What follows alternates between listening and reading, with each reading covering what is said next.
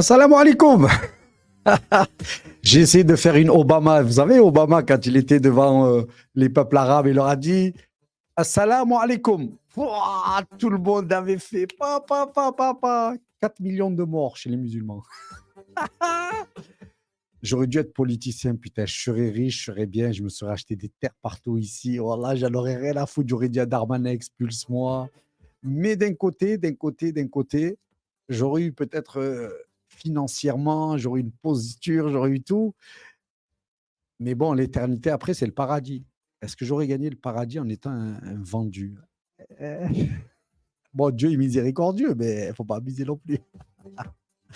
Salut tout le monde, salut les amis, salam alaikum, j'espère que vous allez bien, que vous êtes en forme et que vous êtes en bonne santé. Bienvenue à, évidemment, toute la team TV ADP sur toutes les plateformes et ma petite team sur TikTok. Je vous salue, j'espère que vous allez bien et que Dieu vous protège. Bah oui, il faut toujours commencer un truc en disant, avant on disait, Dieu, je te remercie pour ce repas et tout. Maintenant, je te dis, Dieu, protège-moi, s'il te plaît.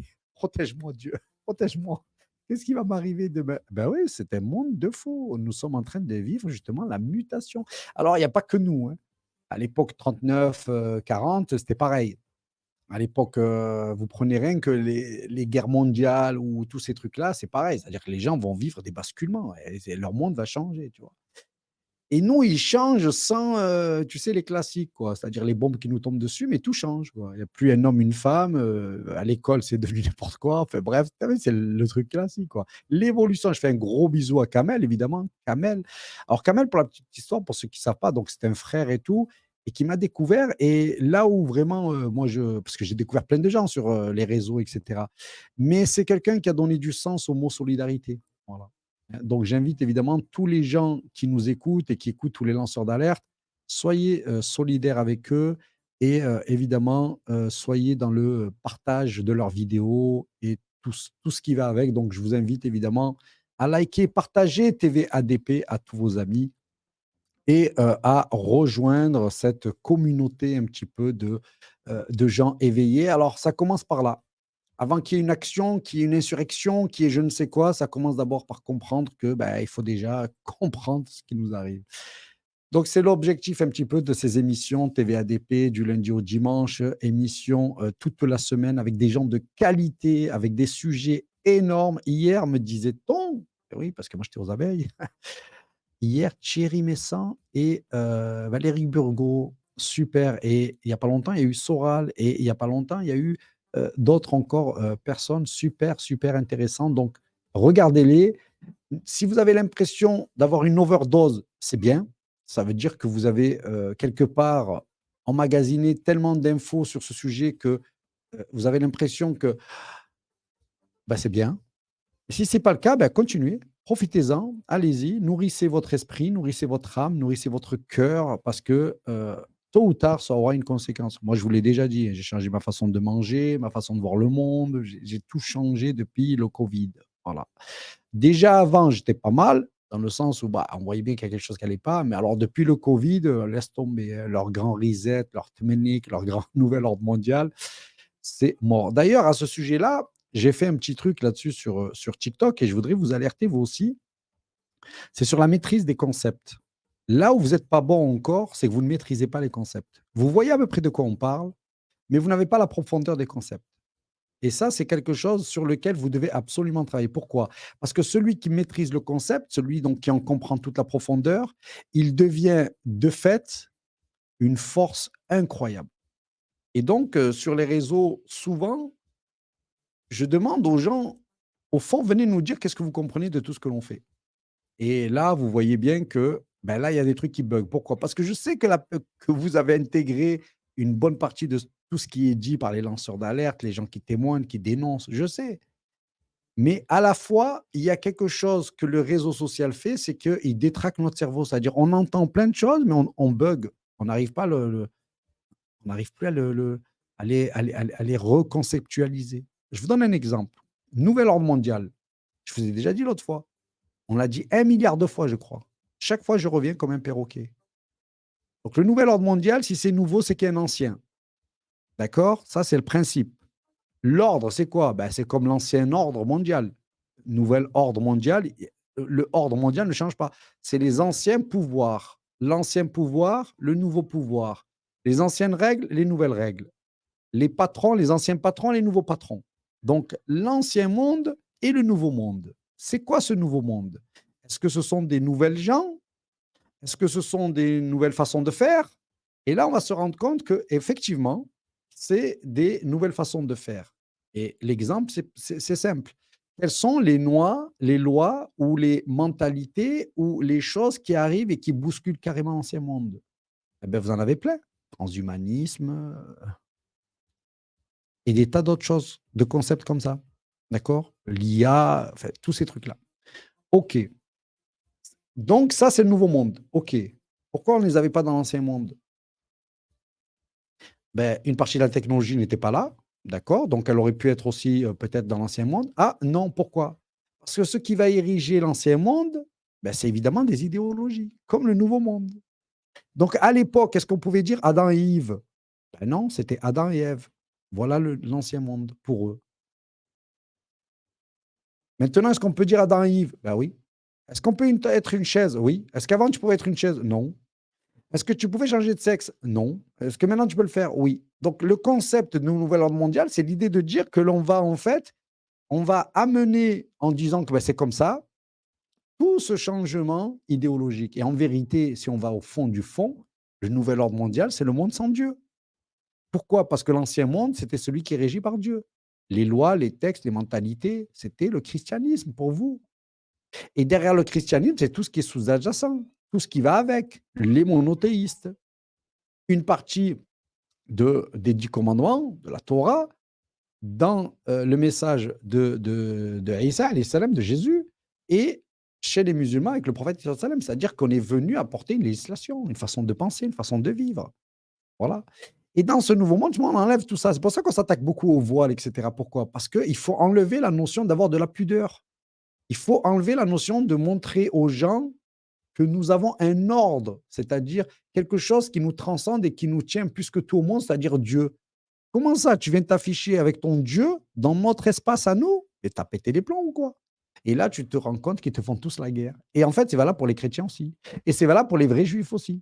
C'est-à-dire les vrais juifs qui ne soutiennent pas Israël, ils leur font la misère. Donc tous ces concepts-là, il faut les intégrer. Parce que sinon, ça va poser un vrai problème. C'est-à-dire qu'au fond, vous aurez intégrer une partie de tout ce qui est dit, mais vous êtes comme des manchots, c'est-à-dire vous ne pouvez rien en faire.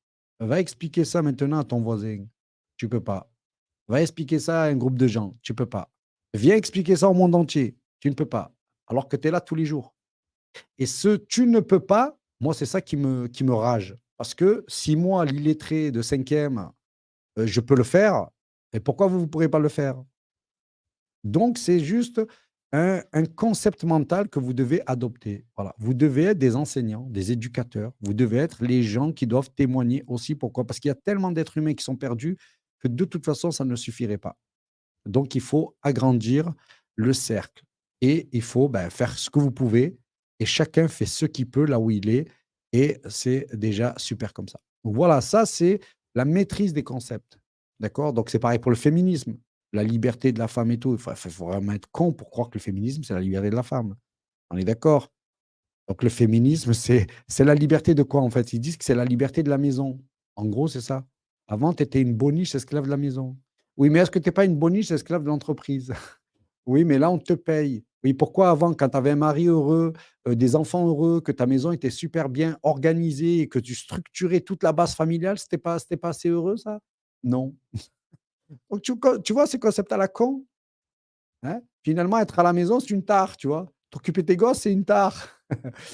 Et d'ailleurs, ils vont même plus loin.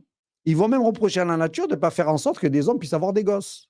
Alors, on va commencer au début à dire aux hommes, vous pouvez en commander. Je dis commander parce que ça devient presque une marchandise, tu vois?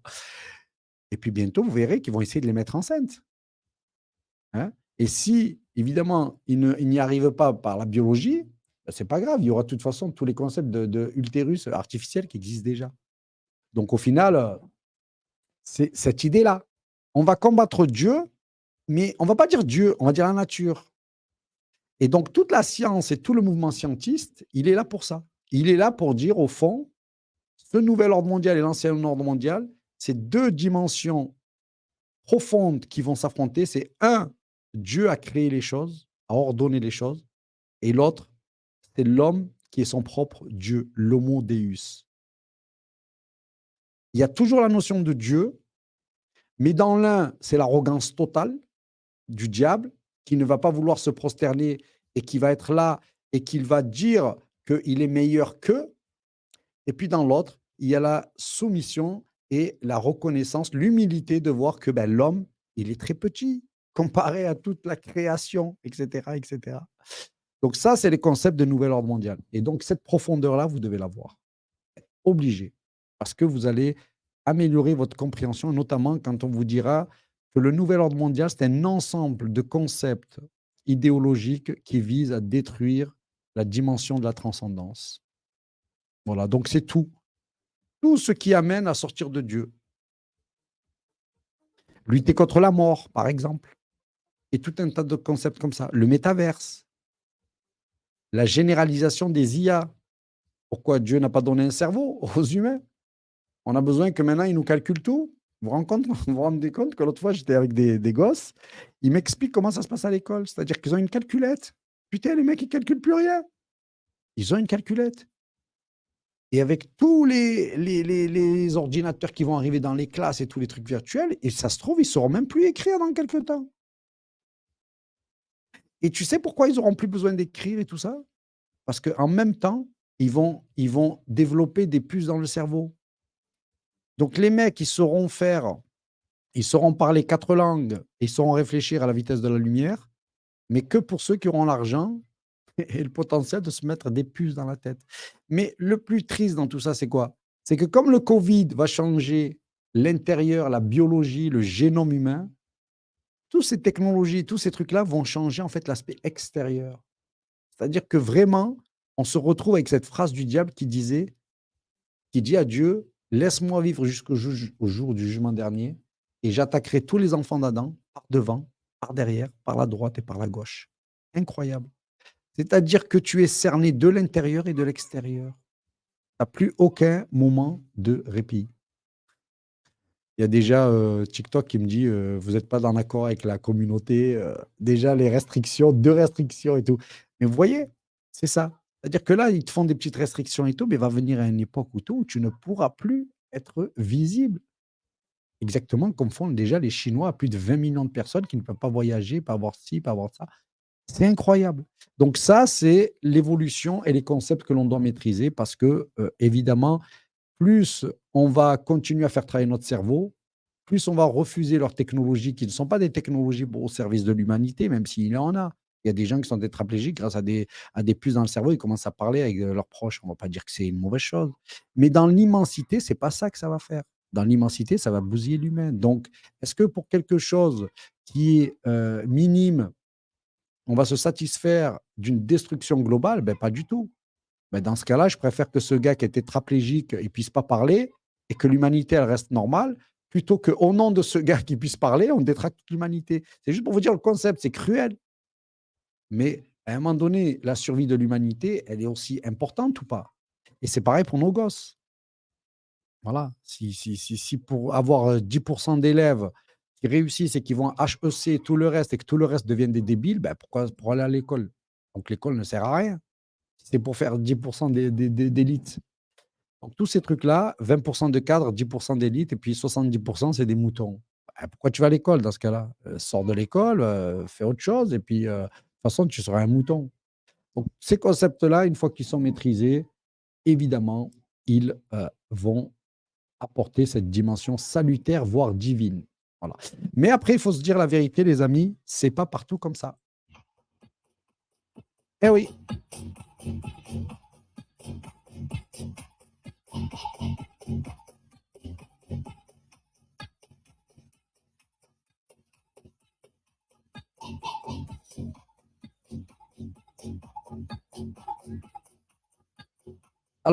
Alors écoutez, je me suis tapé des heures de vidéos un petit peu pour voir, mais attends, est-ce que tout le monde est inquiet comme nous ou il y a que nous?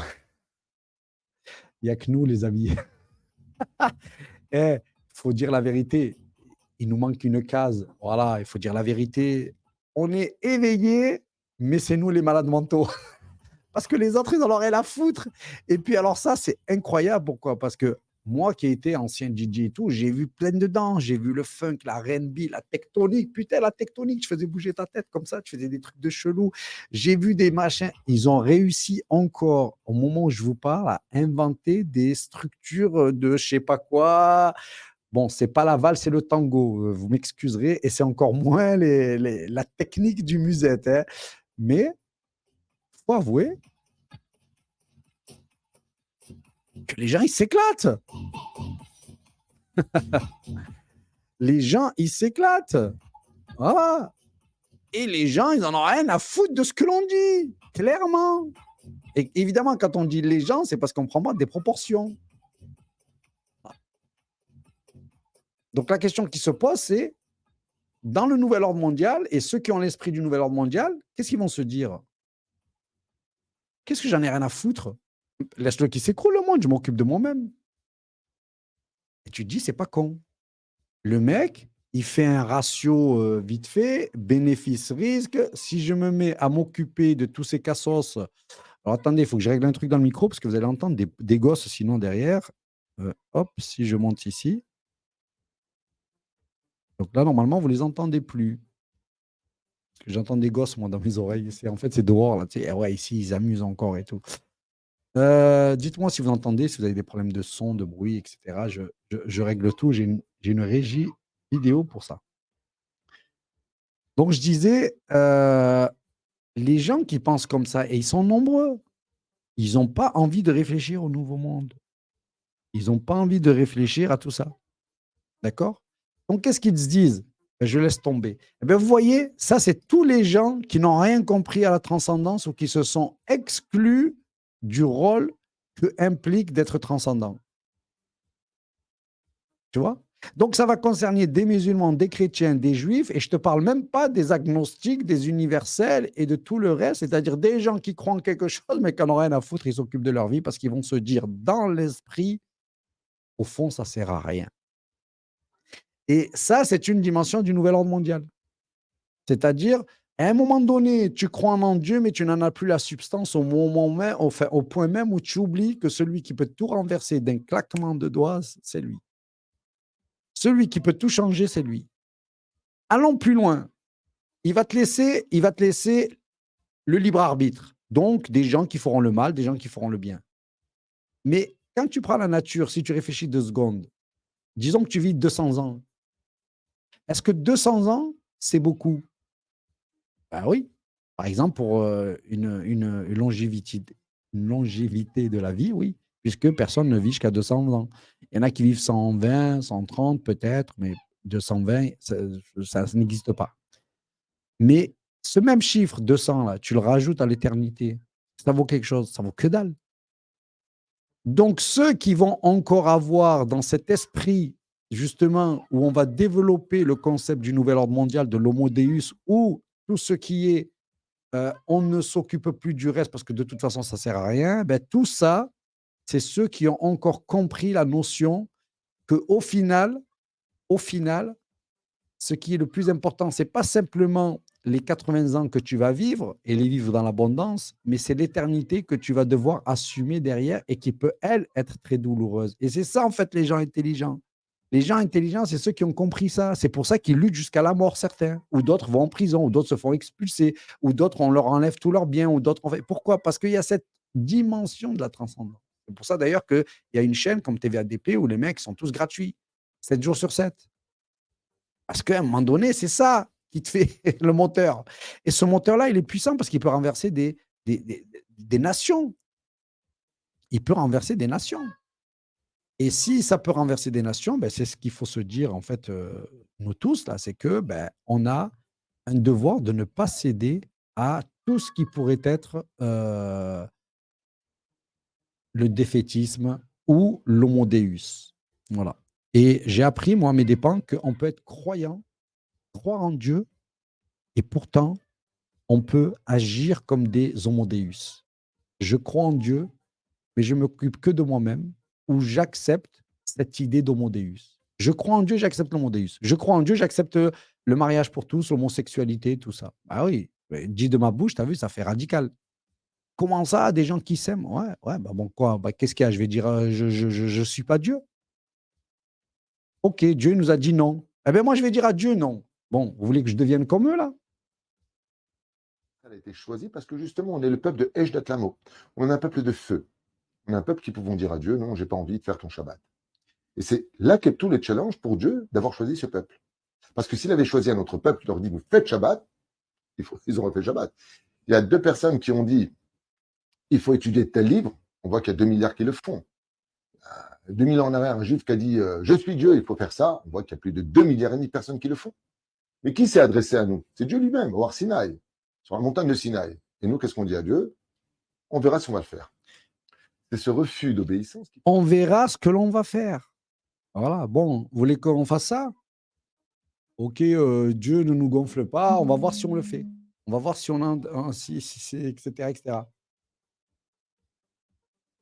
Donc il faut absolument, ne pas perdre les notions de concept. Comme il faut pas perdre les traditions. La tradition française, c'est exceptionnel, il faut la garder. La tradition chrétienne, la religion chrétienne. Pas celle qui est pervertie, pas celle qui est sionisée, pas celle qui est mondialisée, pas celle qui était celle du pape, pas celle qui est mais l'esprit de Jésus, l'amour, la compassion, l'entraide. C'est quoi cet amour, cette compassion pour la moitié des gens qui votent le FN et qui sont là à se dire: «Les immigrés, il faut les dégager». Mais attends, tu veux les dégager où? Dans les pays en guerre, dans les pays affamés, dans lesquels toi, tu as contribué énormément? C'est quoi cette idée chrétienne? Ça n'existe pas ça. Eh beh, nous avons des musulmans et des chrétiens qui ont cédé à l'inverse de ce qui est porté. Tu aideras ton prochain. Ouais, qui dégage, mets-les sur un bateau. Et on a vu ça dans plein d'endroits. Dans plein d'endroits, des gens qui se disent appartenir à la tradition chrétienne, musulmane, tout ce que tu veux, mais avec des discours de l'homo deus. Donc je rappelle les concepts fondamentaux qui nous ont fait croire droite-gauche. La gauche, c'est celle qui disent: «La nature n'est pas parfaite, il faut qu'on rééquilibre la nature». Donc c'est un ensemble de lois ou un ensemble d'idéologies qui visent un petit peu à lutter contre des inégalités et cetera. Pour eux, c'est des inégalités. Au début, tu te dis: «C'est pas mal». Toi, tu es petit, l'autre, il est grand et si tu veux voir, par exemple, imagine, tu as un petit mur là, le grand, il peut le voir et le petit, il peut pas le voir.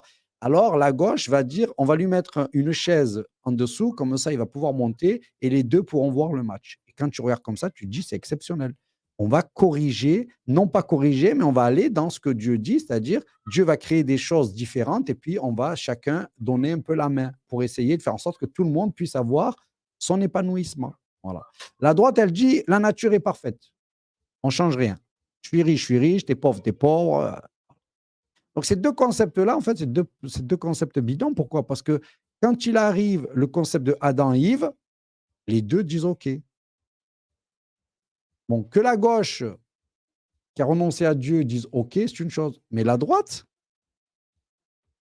le Front national, eux, les dignes représentants de la France, de la tradition et cetera, avec, avec un Bardella, gay comme pas possible. Et le problème qu'il soit gay, ce n'est pas du tout un problème. C'est-à-dire que quand je dis le mariage pour tous, c'est pas la dimension des hommes qui s'aiment et qui sont dans leur coin et qui font leur vie. C'est la dimension revendicatrice. Je veux des gosses. Comment ça, 2 hommes, tu veux des gosses? Bah, mets-toi avec une femme. Non. J'ai le même je suis pareil qu'un homme et une femme. Ben non, tu es pas pareil. Un couple, un homme et une femme, ça ne ressemblera jamais à 2 hommes, à 2 femmes. Donc toutes ces dimensions-là, vous êtes obligés de les accepter parce que la loi va vous tabasser si vous ne le faites pas. Mais quand tu pars un petit peu de France,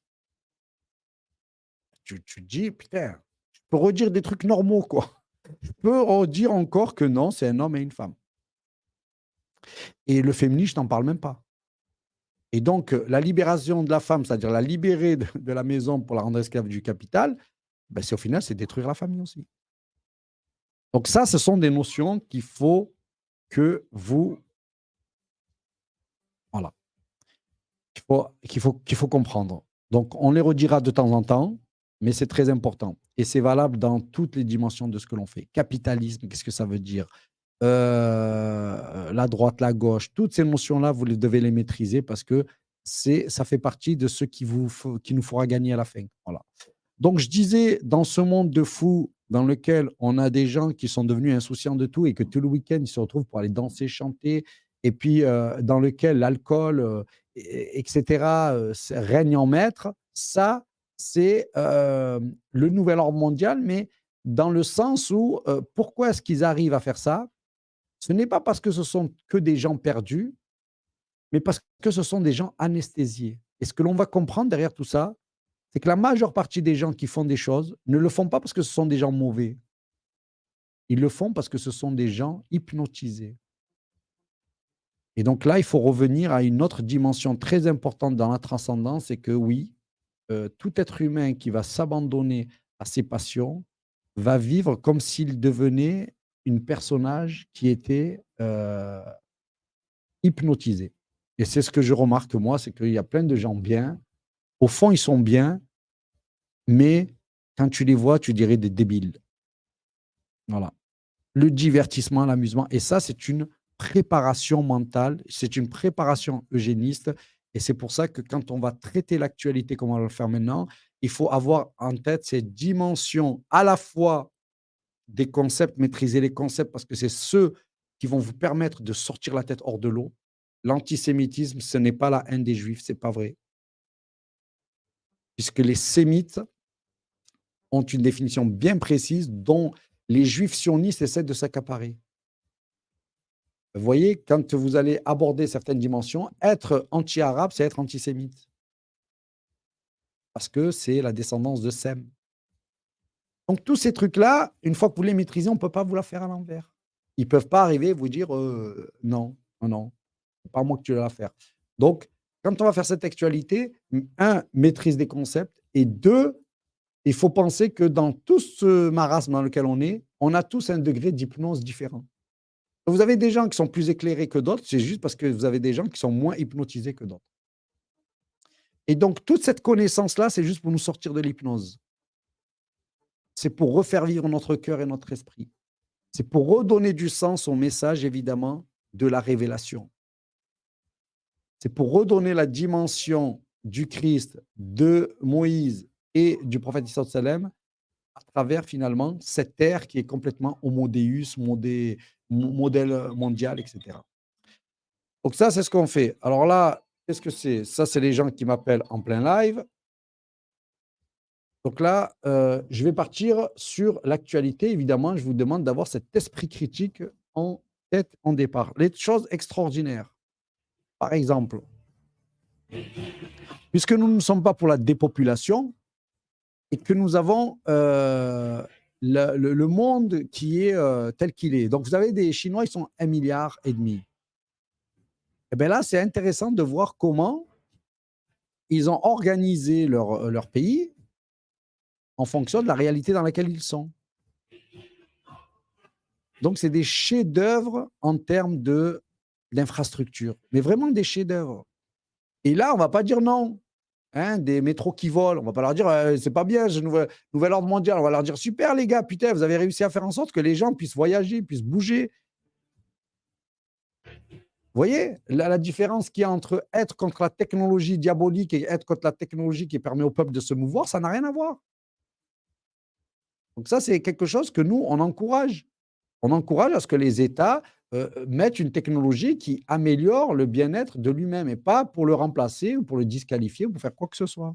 Les chercheurs ont évalué la capacité de stockage total d'un cerveau humain et les résultats obtenus sont sans appel. Je t'explique tout. Avant de saisir le potentiel de stockage de cet organe, il faut comprendre comment il est construit. Le cerveau humain est principalement composé de deux tissus, la matière grise et la matière blanche. Dans cette matière grise, on retrouve environ 100 milliards de neurones, chacune capable de transmettre de l'information. Un réseau d'une densité et d'une complexité fascinante où des informations transitent par voie électrique et chimique. Et ça, jour et nuit, toute votre vie, à une vitesse de 430 km/h. L'université de Stanford a voulu connaître le nombre de données totales que votre cerveau est capable de stocker. Dans le cortex cérébral, ils ont décompté 125 trillions de synapses, chacune capable de contenir 0,6 octets, l'équivalent d'un caractère sur un document. Mais si l'on multiplie ces deux chiffres, au total, cela représente 2,5 pétaoctets. Un espace tout à fait phénoménal qui vous permettrait de stocker 3 millions d'heures de vidéos ou encore l'ensemble des pages Wikipédia en 4 langues différentes. Bien qu'il existe des innovations comme le disque de Seagate, une capacité de 36 téraoctets qui est un record en termes de densité de stockage, ou encore des data centers en Chine et aux États-Unis qui atteignent le stade de quelques hexaoctets, c'est-à-dire 1000 pétaoctets. En termes de consommation, d'espace et de fonctionnement, votre cerveau restera encore la technologie la plus puissante et la plus mystérieuse pendant. Alors ça, c'est quelque chose de très, très important à comprendre. Voilà. Tu peux emmagasiner ton cerveau 3 millions d'heures de vidéos.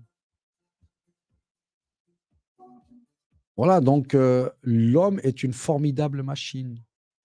Ils font croire qu'on est limité, qu'on n'est pas ci, qu'on est ça. Non, c'est pas qu'on est limité, c'est juste qu'on a une éducation et on a un enseignement qui est à la hauteur de ce qu'ils veulent, c'est-à-dire que l'on soit des débilos. Et pour vous donner un ordre d'exemple, notre cerveau, il fonctionne à 3%. 3%. Tu prends Einstein, il fait 4%. Voilà. Tu prends les gens les plus brillants, ils font 4%. Parce qu'on n'a pas encore su comment faire en sorte d'être au potentiel. Mais en tout cas, dans tout ce qui est le stockage, etc., dans le cerveau, vous avez vu, c'est énorme.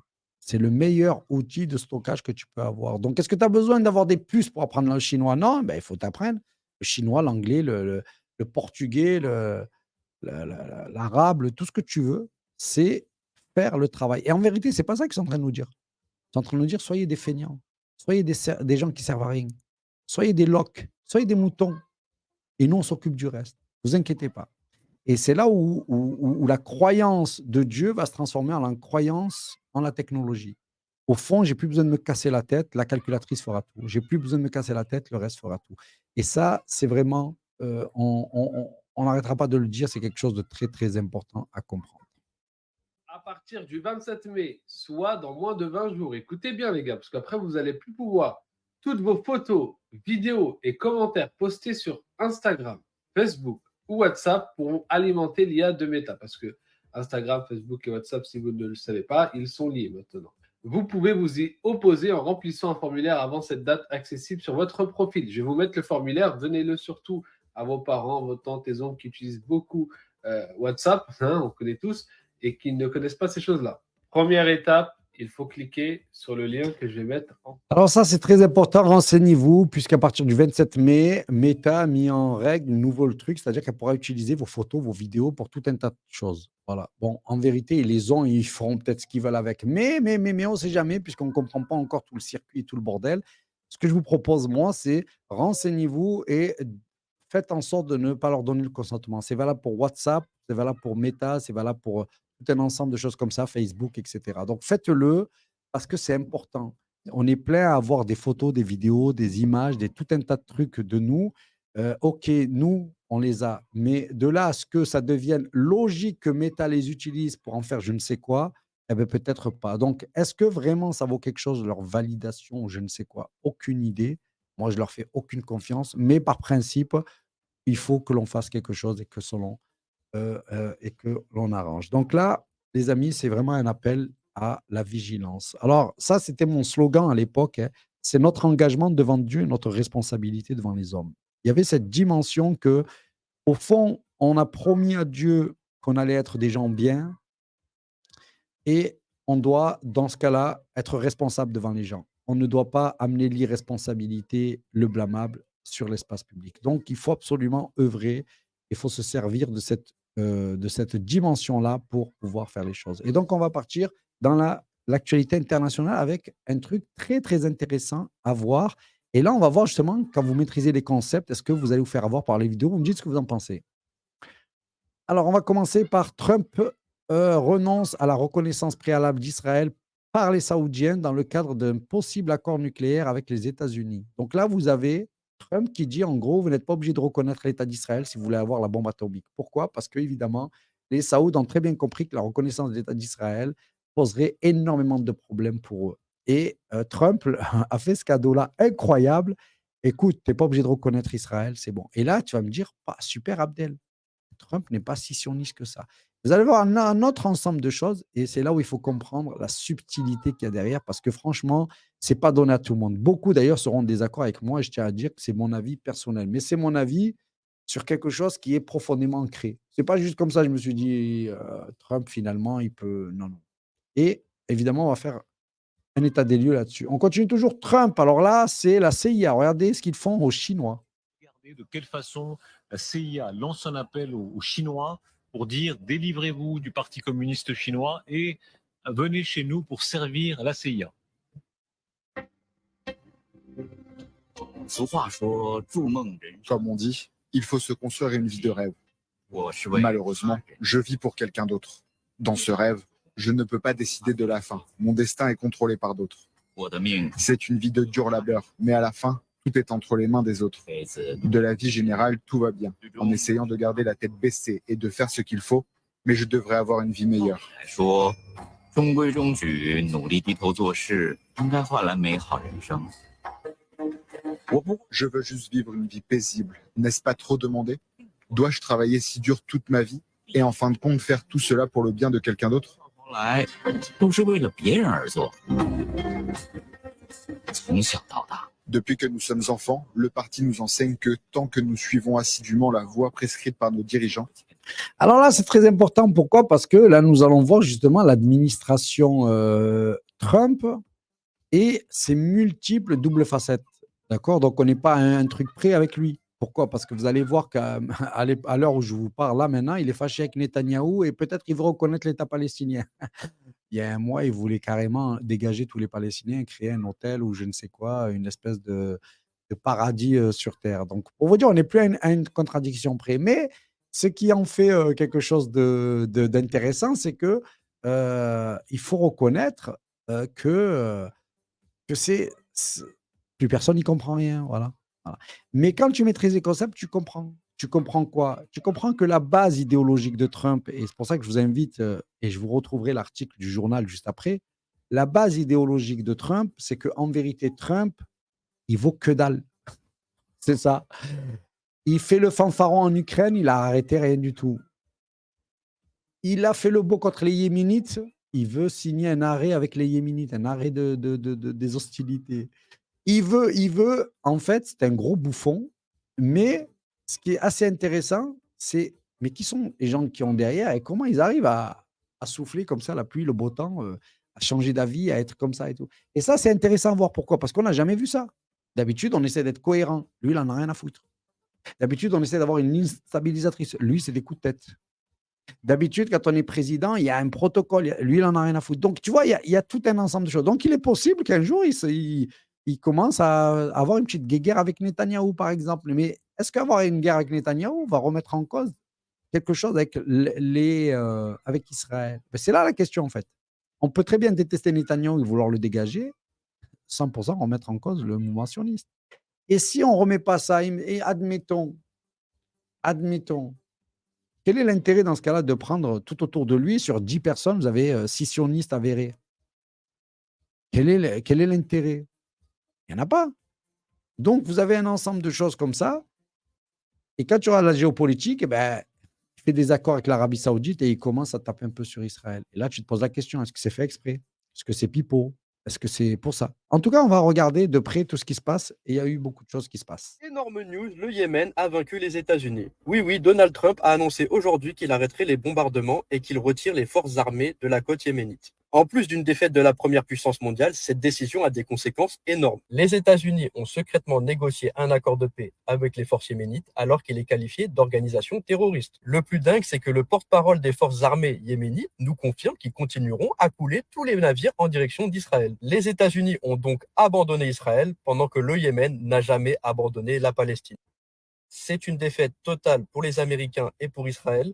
Pourtant, hier, avant la news, le Yémen venait d'abattre un autre F-18. C'est un avion de chasse américain. C'est le troisième. Alors ça, c'est intéressant. Et c'est là où l'on voit qu'à un moment donné, ben, il y a des choses qui changent, mais il y a bien quelque chose de divin parce que le petit Yémen qui vaut que dalle, eh ben, il fait flipper tout le monde. Pourquoi? En vérité, ce qui ne fait pas qu'il les fait flipper, mais il les emmerde. C'est comme quand tu as une épine dans ta chaussure. Est-ce que ça te bousille tout le fonctionnement de ton corps? Non, mais il n'empêche qu'elle t'emmerde. Pourquoi? Parce que tu sens la douleur. Elle est là, elle ne te laisse pas tranquille. Et comme elle ne te laisse pas tranquille, forcément, tu n'es pas en état de quiétude. Eh ben, le Yémen, c'est un peu ça. C'est l'aiguille dans ton pied. Voilà, toi, tu es là, tu peux lever tes bras et tout, mais il n'empêche que c'est la douleur de l'épine qui te casse la tête. C'est ce qu'a fait le Yémen. Et au bout d'un moment, ben, il faut enlever l'épine. Bon, ok, le Yémen, laissez-nous tranquilles, laissez nos navires. Et le Yémen a dit, bah, pas du tout. Voilà, jamais je laisserai des avions aller là-bas. Et c'est pour ça qu'il faut saluer le Yémen. Mais le Yémen, vous ne pouvez pas les saluer, vous, puisque ce sont vus comme des terroristes. Donc, je vais les saluer pour vous. Le Yémen, je vous salue. Je vous salue pourquoi? Parce que c'est de bonne guerre. Les navires transportent des armes, transportent des marchandises et tout, qui vont alimenter une dictature, une barbarie, des génocidaires qui vont foutre le bordel. Donc, à partir du moment où tu fais péter ces bateaux, ben ouais, tu participes à la paix. Ah, oh purée, j'ai fait de l'apologie de terrorisme. Alors évidemment, si j'aurais dit Israël a raison de prendre des armes et tout, là, j'aurais eu. Mais là, quand tu dis le truc inverse, d'un coup, tu vois, là, la DGSI, hop, note blanche, tac, tac, on écrit, monsieur le juge, check. Ah la DGSI, tout ce que tu veux, allez bien vous faire voir parce que dans la réalité, tous les gens qui empêchent des armes ou qui empêchent quoi que ce soit d'aller jusqu'à là-bas, la vérité, c'est que ce sont des héros. Voilà. Et on pourra les Sois traiter de gentil, héros. Abdel, n'aggrave pas ton cas. Ah, ok. Alors ça, c'est la voix. Tu sais, tu as une voix dans la tête qui tourne. Voilà. De temps en temps, vous allez entendre, c'est des voix et tout. Ok. Bon, je retire la DGSI, je retire mon truc, donc je refais ça à l'envers, voilà. Et évidemment, le Yémen, c'est pas cool ce que vous faites, hein, parce que franchement, ça s'appelle des actes de sabotage, du terrorisme, et en plus, ce sont des démocraties, donc pas cool. Mais il n'empêche que c'est ça la réalité, c'est qu'on est obligé de s'auto-freiner, de s'auto-gérer, parce que sinon, on a des graves problèmes. Pourquoi? Parce qu'on n'est pas dans un monde de droit, ni dans un état de droit, c'est des conneries tout ça. Vous êtes dans le monde de la dictature des plus forts et qu'on ne les voit jamais et qui sont toujours là. Mais en tout cas, ce que Trump, le fait de se dire, bon, tu sais quoi, je ne vais pas mettre toute ma force militaire pour le Yémen, je ne vais pas encore foutre le bordel, tout envoyer. Moi, je trouve ça bien. Je trouve ça bien qu'ils disent, bon, ben, venez, on fait la paix et tout. Voilà. Ou en tout cas, essayer d'arrêter et tout. Parce que ça voudra dire que, parce que Trump, il est capable de faire ça. Il est capable d'envoyer 150 navires, 30 000 et de détruire tout le Yémen, tu vois. Ben, malgré tout, je reconnais que voilà, Trump, il a compris que ben ouais, tu envoies des armes, eux, ils défendent des trucs et ils leur demandent, bon, allez, on s'arrête. Moi, j'aime bien, moi. Cette façon de faire de Trump, j'aime bien. Il n'a pas. Mais bon, on va voir la suite, hein. Trump tourne le dos à Netanyahou. Les médias israéliens sous le choc. Les principaux médias israéliens, notamment Yediot Aharonot et Haaretz, ont rapporté une rupture nette entre Donald Trump et Benjamin Netanyahou. Ces dernières heures, la presse hébraïque fait état d'un véritable état de choc. Trump serait profondément contrarié par les agissements de Netanyahou, qu'il soupçonne d'agir dans son dos et de nuire aux intérêts américains. Selon les informations relayées, Trump aurait découvert que Netanyahou maintenait des contacts secrets avec Mike Wallace, ancien conseiller à la sécurité nationale américain, pourtant limogé par Trump lui-même. Ces échanges porteraient sur des sujets sensibles liés à l'Iran, notamment une possible frappe militaire, allant à l'encontre des orientations stratégiques de l'administration Trump à l'époque. Autre point de tension, la gestion par Israël de l'offensive militaire à Gaza. Netanyahou cherche, selon les sources, à intensifier l'opération et à concentrer les populations dans le sud sans offrir d'aide humanitaire, une approche qui complique les efforts de Trump au Moyen-Orient, alors qu'il prépare une tournée diplomatique. Et voilà, il prépare une tournée diplomatique. Alors, c'est normal que si tu prépares une tournée diplomatique pendant que des gosses se font tuer, donc ta tournée, ça ne va pas être les États-Unis, ça va être, mais qu'est-ce que vous faites? Pourquoi vous les soutenez? Et Trump, il a compris tout ça. Donc, forcément, lui, ça l'emmerde un peu tous ces problèmes-là. À un moment donné, Israël, tu nous gonfles, quoi. Et c'est ce qu'il faut retenir de tout ça. C'est-à-dire que Trump, la double vestasse, puisqu'on est dans le monde en fait de l'amnésie totale, est capable pendant une semaine d'être devenir pro-palestinien, de l'autre, il est capable de dire allez hop, hop, hop, hop, hop, hop, ben, la Palestine, vous nous gonflez et tout. Et c'est ce qui se passe. Il a besoin d'intérêt, il a besoin de faire marcher son économie, il a besoin de faire des accords, il a besoin de faire des trucs comme ça, et Netanyahou le casse la tête. Mais c'est une réalité aussi, paraît-il, Netanyahou n'est plus dans les bons dossiers de Trump. Donc, à voir, à voir. Ils se battent depuis 1000 ans. En privé, Trump exprime sa frustration quant à la poursuite de la guerre à Gaza. Alors, ce mot guerre, il est vraiment déplacé. Parce que quand on parle d'une guerre, on parle des armées, on parle de. Voilà, même si c'est évidemment, il y a toujours une armée plus forte que l'autre, on parle d'une guerre, c'est-à-dire qu'il y a un minimum de bon sens. Gaza, c'est pas une guerre, c'est un massacre. Et ça change tout. Quand tu dis guerre, tu laisses croire à l'opinion publique qu'il y a des armées qui s'affrontent. Mais quand tu parles de massacre, là, c'est la hagra, comme on appelle chez nous. C'est-à-dire, c'est l'humiliation totale. Voilà, tu n'as plus aucune chance de sortie. Donc, Gaza, ce n'est pas une guerre. Enlevez ce mot de votre tête. Ce n'est pas une guerre. Le Hamas n'est pas une armée. D'accord? Donc, si on parle de guerre, au sens, on fait la guerre, donc on utilise des armées, la Palestine n'en est pas une. Donc, c'est un massacre. Voilà. Et donc, il faut utiliser le mot massacre, parce que c'est le mot qui va bien. Et à ce sujet-là, faut reconnaître ce côté-là. Et on va même un peu plus loin. Énorme news, Donald Trump veut reconnaître un État palestinien. Le New York Times va mettre en gros titre le gouvernement israélien n'est pas notre allié et Donald Trump qualifie ce gouvernement de trop arrogant. C'est une énorme claque pour l'entité sioniste. Le Jérusalem Post vient d'annoncer que Trump est sur le point de reconnaître l'État palestinien. Ajoutez à ça un autre rebondissement, Donald Trump autorise l'Arabie Saoudite à avoir un programme nucléaire sans les forcer à devoir reconnaître un État israélien. En l'espace de 24 heures, l'entité sioniste subit 2 énormes défaites. Israël avait pourtant dit à la France que s'ils reconnaissaient un État palestinien, ils iraient conquérir toute la Cisjordanie. Comment vont-ils réagir lorsqu'il s'agit des États-Unis? Le gouvernement sioniste est fou de rage et n'a plus que les yeux pour pleurer. Donald Trump vient de prouver une deuxième fois que c'est un homme de paix quand on sait qu'il a retiré ses troupes du Yémen et maintenant il s'apprête à... Alors évidemment, Donald Trump est un homme de paix et tout. Bon, tu dis qu'est-ce qu'il a fumé lui? Un homme de paix, c'est un homme. Tu sais, la guerre, c'est pas forcément quand tu vois les armes arriver, mais il y a plein de manières de faire la guerre, et notamment, comme disait Claire Sévrac, la guerre secrète contre les peuples, c'est-à-dire des guerres que tu ne sais même pas que tu es en guerre et tu es en guerre. La nourriture, par exemple, consommer cette nourriture, c'est un état de guerre. Ils nous font la guerre carrément, ils nous bousillent. Mais il n'y a pas que la nourriture, les vaccins et tout un ensemble de choses. L'éducation qu'ils nous donnent, c'est comme s'ils nous faisaient la guerre. Tu vois, ils nous apprennent à être des débiles et à être des gens qui vont être que des moutons qui vont partir à l'abattage. Euh, ok, je veux bien qu'il y ait des pro-Trump, je veux bien qu'ils leur font encore du temps, donc je ne vais pas dire en plus. Mais en tout cas, ce qui est sûr, c'est que la reconnaissance d'un État palestinien, franchement, vous y croyez vraiment? Alors, ils font miroiter ça. Bon, d'ailleurs, en Israël, là-bas, ils ont dit l'ambassadeur américain dément fermement les rumeurs euh, sur la reconnaissance de l'État palestinien. Et c'est là où je vous dis, aux États-Unis, Trump est tellement encerclé par de sionistes que lui-même a choisi que franchement, croire que ce mec-là ne va pas être un mec messianique qui va amener le Messia, il faut être fou. Voilà. Mais fou fraternel, je vous dis. Hein, parce que ce mec-là, ça se voit à 1000 bornes. C'est-à-dire que tout son entourage familial et tout son entourage proche est messianique. Ils sont super messianiques. Trump, quand vous allez sur, je vais vous faire peut-être une démonstration ici. Vous allez sur Trump ici, vous mettez, je ne sais pas, vous mettez Trump, voilà, le messianisme chrétien.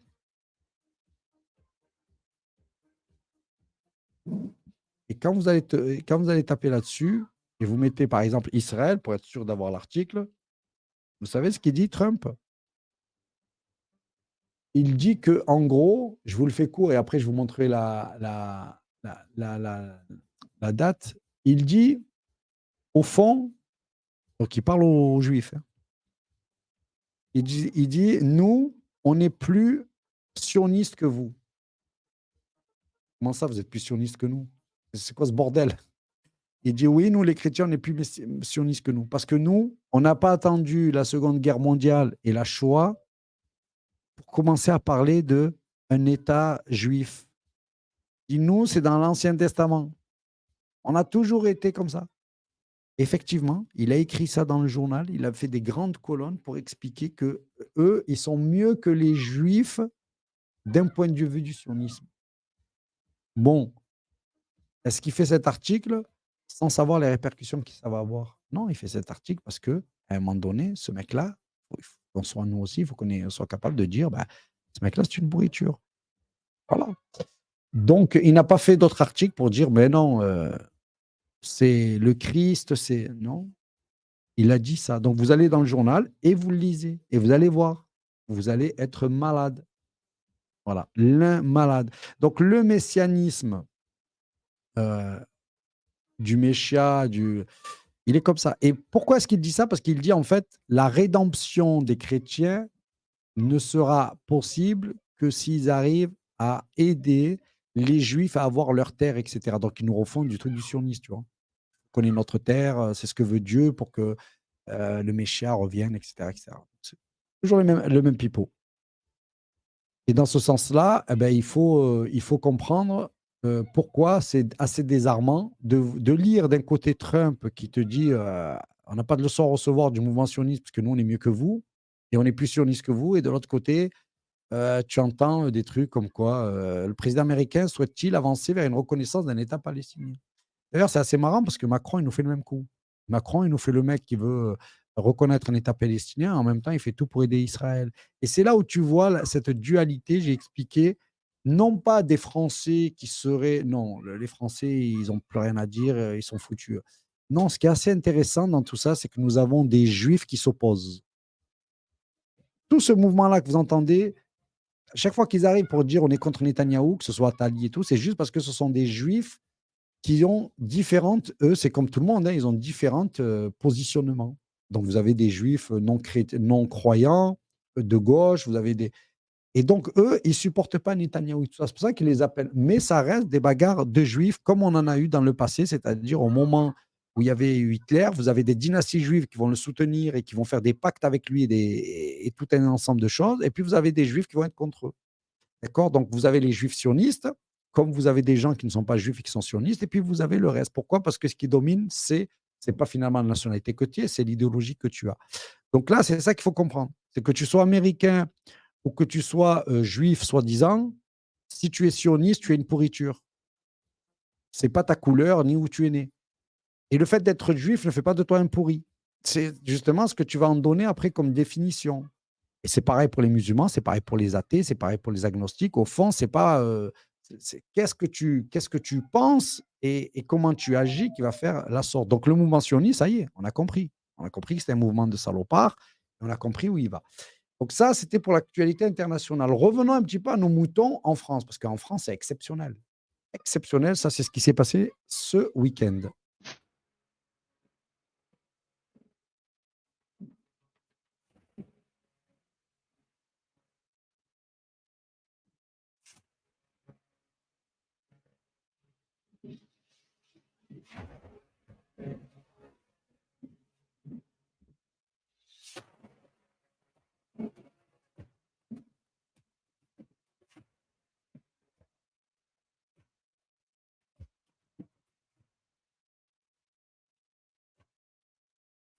Alors, c'est digne d'Hollywood. Attention, là, on a affaire, d'ailleurs, dans l'histoire de mémoire, quand j'ai vu ça, je me suis dit, oh, ils font penser un peu au Black Panther. Tu sais, à Malcolm X, à un moment donné, quand ils arrivent, il y a un des leurs qui est pris par la police, et d'un coup, tu vois 3 rangées de 3 personnes, tous avec un costard, machin, ils arrivent, on aurait dit une armée. Et là, quand tu fais ça avec la main, ça veut dire on va vers là, et tu les vois tous se retourner, tu les vois tous partir. Incroyable. Ben, ce mouvement fasciste qui se met en place, néo-nazi, eh bien, il fait penser un peu à ça, c'est-à-dire qu'il a des traits d'une certaine organisation et structuration pour aller commettre ce que l'histoire a déjà connu, c'est-à-dire quelque chose de dramatique. Le nazisme n'a pas sa place en France. On est chez nous, mon gars. On est chez nous, qu'est-ce qu'il y a? Le nazisme n'a pas sa place en France. Rentrez chez vous, vous n'êtes pas chez vous ici. Vous ne serez jamais la bienvenue en France. Nos anciens, ils ont combattu les nazis. Nos anciens, ils vous ont combattu. Nos anciens, ils vous ont combattu. L'Europe, la jeunesse, révolution. Vous n'allez jamais avoir votre place ici, mon gars. On est chez nous. Regarde, mon pote, regarde. On est chez nous. On est chez nous. Donc là, ce qu'il faut voir, évidemment, c'est que il faut comprendre le sens de l'histoire. Vous avez des gens qui sont en ordre de bataille. Donc, ce n'est pas tout de suite maintenant, mais ça y est, c'est acté. Et là, vous ne verrez pas le Front National parler. Vous ne verrez pas le Rassemblement National parler. Vous ne verrez pas les gens les attaquer. Vous ne verrez même pas les Pascal Pro et compagnie faire des lives pour eux. Pourquoi? Parce que ces jeunes-là qui sont dans la rue, ils portent l'aspiration et l'idéologie d'une partie des gens qui nous entourent. Donc le nazisme, c'était quelque chose d'horrible. Ils n'hésitent pas du tout à avoir toute une tendance naziste. Et le pire, c'est que vous allez voir, une des finalités, c'est comment ça a commencé ce mouvement-là. Incroyable. C'est-à-dire que comme ce n'est pas un arabe, ça fait son chemin, mais des Noirs et des Arabes qui subissent ce même sort, c'est-à-dire qui fuient la police et qui meurent, il y en a plein. Mais là, ce n'était pas un Noir et un Arabe. Et c'était ça le début de tous ces mouvements-là. Donc là, vous êtes en Europe, mais vous êtes en France.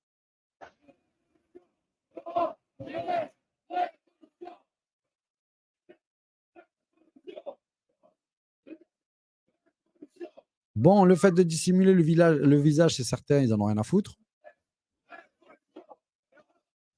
Ils ont tous des drapeaux et ils ont tous un manche. Ça coûte énormément d'argent. Qui a financé? Et c'est là où il faut penser à tous les mouvements Soros et compagnie. Jeunesse, révolution. Là, tu vois qu'il y a une posture un petit peu d'en découdre. Et vous avez vu, ils ont mis 1 mètre entre eux. Ils se sont mis en ligne. C'est-à-dire qu'on n'a pas affaire à des manifestants normaux.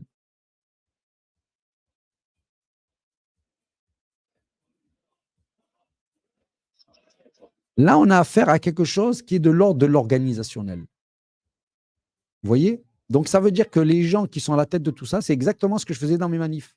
C'est-à-dire que dans mes manifs, moi, je ne voulais pas amener une dimension, tu sais, de faire peur aux gens dans le sens où, tu as vu, on s'organise comme ça. Nous, on mettait des drapeaux, des banderoles, on mettait une sono. C'est-à-dire, on organisait les trucs pour être entendus. Eux, c'est une organisation, c'est un message qu'ils lancent. Regardez, on est prêt. On est en ligne de combat. C'est pas n'importe qui. Ils respectent les directives. Parce qu'il y a des directives, il y a des gens qui pilotent ça. Et vous voyez la puissance de ce qu'ils sont en train de faire, c'est que là, on est en ordre de bataille. On n'est pas en train de manifester, on est en ordre de bataille. Et on a l'étendard qui est devant. Et l'histoire a montré que ça a toujours donné des drames, tout ça. Parce qu'une fois que vous allez les voir à l'œuvre, c'est-à-dire dans la violence, c'est assez impressionnant. Donc, Rotalio, Macron, Darmanin, tout le monde a autorisé à laisser faire ça. Et là, ce qui fait d'autant plus peur, c'est que vous allez avoir 2 mouvements qui vont se mettre ensemble et qui vont donner une force incroyable. Vous allez avoir le mouvement sioniste et le mouvement fasciste qui vont se lier. C'est-à-dire que tous ces gens, pourquoi est-ce que le FN et tous ces gens-là ne disent plus rien? Parce que finalement, c'est l'immigré qui est visé, c'est le noir, l'arabe. D'accord? Et comme c'est le noir et l'arabe et la religion musulmane, il y a un accord tacite entre tous. Comme il y avait un accord tacite pour se débarrasser des juifs, fut une époque dans les peuples européens. C'est ça qui est en train de se passer. Et donc, vous avez la représentation politique, les Rotalio, Darmanin et compagnie, des gros fachos qui sont là et qui vous racontent comme quoi il faut détester l'arabe et le musulman, vous verrez tout à l'heure. Vous avez les partis politiques, soi-disant d'opposition, qui nous racontent la même chose, les Noirs, les Arabes, etc. Et là, vous avez la traduction, j'allais dire, des soutiens. Voilà. Il y a ceux que l'on voit à la télé qui ont une soi-disant légitimité, et puis il y a tous ceux qu'on ne voit pas qui vont arriver masqués, qui représentent la force du nombre. C'est ceux qui vont aller au combat. Les autres viendront expliquer qu'il faut aller au combat, et les autres iront au combat. Et ça, ben, c'est l'histoire des rabbins. C'est l'histoire éternelle des rabbins. Mais à un point, vous n'avez même pas notion de quoi on parle. Il n'y aura pas d'holocauste pour vous avec des trains qui vous emmèneront au four crématoire. Vous allez le payer très cher, les Européens. Mais à un point, vous n'avez même pas notion de quoi on parle. Il n'y aura pas d'holocauste pour vous avec des trains qui vous emmèneront au four crématoire. Ce sera sur place, l'égorgement. L'égorgement. C'est marqué aussi dans les livres. C'est marqué dans les livres. C'est-à-dire que lui, carrément, il nous dit c'est marqué dans son livre. Lui, dans son livre, il a écrit déjà que les chrétiens, et on va aider les musulmans, en fait, à zigouiller les chrétiens. C'est ça son truc à lui. Et après, on zigouillera les musulmans. C'est toute la mise en place de toi. Donc, c'est quoi ces manifs? Ben, continuons un peu plus loin. Regardez le nouveau visage de la France galvanisé par la dérive d'extrême droite de nos politiciens. Alors, en plein Paris, un samedi, vous avez des gens qui manifestent, des néo-nazis, des néo-fascistes qui manifestent sous le regard de tout le monde, sans que le gouvernement ni la préfecture n'aient interdit cette manifestation. Alors, j'ai vraiment du mal à comprendre. Alors, premièrement, qu'est-ce que ces gens-là revendiquent? Personne ne le sait. Deuxièmement, ils ont tous, quasiment tous, le visage caché. Ce sont des lâches. Vous avez juste à regarder leur corps. Regardez leur corps et vous allez vous en rendre compte. Et alors, je ne peux pas m'empêcher de penser à la dissolution des loups gris. Vous vous souvenez, ces fameux loups gris qui représentaient un danger pour la France, etc. Là. Alors que rien du tout en soi. Il n'y avait même pas d'organisation. Alors, vous voyez, évidemment, ça indigne certains, donc je salue tous les gens qui s'indignent, mais si on va rentrer dans l'explication un peu plus profonde, ça donne ça.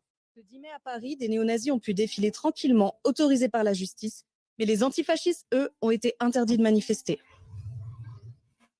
Donc 2 jours après les commémorations de la victoire contre les nazis, on a des néo-nazis, genre littéralement, croix celtique, tambour et salut nazi, tatouage nazi, qui défilent en plein Paris. Le comité du 9 mai manifestait en hommage à Sébastien Desieux, jeune militant de l'œuvre française, un mouvement ultranationaliste d'extrême droite, dissous en 2013. Dans le défilé d'hier, on a pu croiser des figures importantes de l'ultra-droite française, comme le militant néo-nazi Marc de Cacré-Valmeinier, multi-condamné pour des actes violents, dont l'attaque du bar antifasciste Le Saint-Sauveur en 2020, et celle de militants SOS Racisme lors du meeting d'Éric Zemmour à Villepinte en 2021. Et cette année, le cortège était international. Il y avait une délégation allemande avec des t-shirts du parti néo-nazi allemand Der Dritte Weg, des représentants italiens et des membres d'un groupe néo-nazi hongrois. Environ 1000 personnes ont défilé pendant 2 heures et tout ce beau monde était encadré et protégé par la police. Ce qui est intéressant, c'est que la manifestation n'a pas pu être interdite parce que, soi-disant, les 2 précédentes n'avaient pas fait l'objet d'interpellation. Pourtant, il y avait plein de raisons d'interpeller. Visage cagoulé, tatouage nazi, t-shirt au message suprémaciste. Selon le juriste Serge Schlama,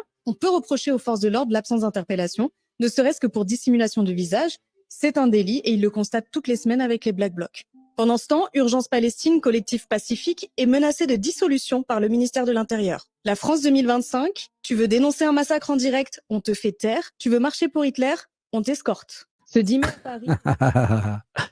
C'est bien fait, non? C'est bien dit et tout. Donc c'est voilà, c'est une marque de l'histoire. Un jour, je ferai des émissions ici en disant qu'il y a des gens à qui on va enlever la vie pour leurs idées.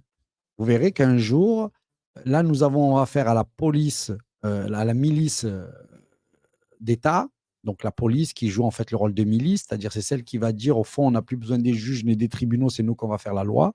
Donc là, ça y est, c'est ce qu'a fait Hitler aussi. Et c'est ce que fait d'ailleurs dans toutes les dictatures, ils ont leur propre police, tu vois. Donc là, on y est. C'est la période dans laquelle vous êtes en train de vivre. Et puis la suite après, c'est les massacres de certains d'entre vous. Et là, ça ne sera pas que les Noirs et les Arabes, les éveillés, les anti-Covid, tu peux avoir plein de trucs, ceux qui vont dénoncer tout un tas de choses. Donc, préparez-vous, ça arrive. Et puis, évidemment, ce qu'il faut faire, comme d'habitude. Et toujours dans cette marche, vous allez avoir les gens qui vont voir l'analyse de la marche. Et il y en a, c'est intéressant. Donc, déjà, pourquoi il y a la marche? Fallait pas fuir la police, fallait s'arrêter et donner ses papiers.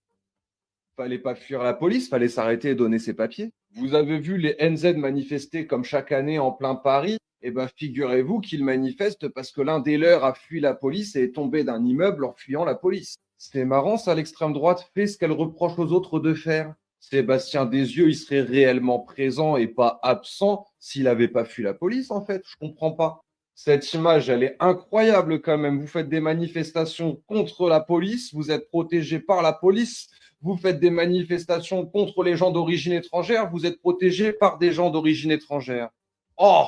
Après, c'est ce qu'on vous dit, hein. Si vous rejoignez la police pour un salaire, vous risquez de perdre votre dignité. Tu croyais que tu allais défendre la veuve et l'orphelin, mais la préfecture de police t'a obligé à aller défendre des gens qui voudraient te...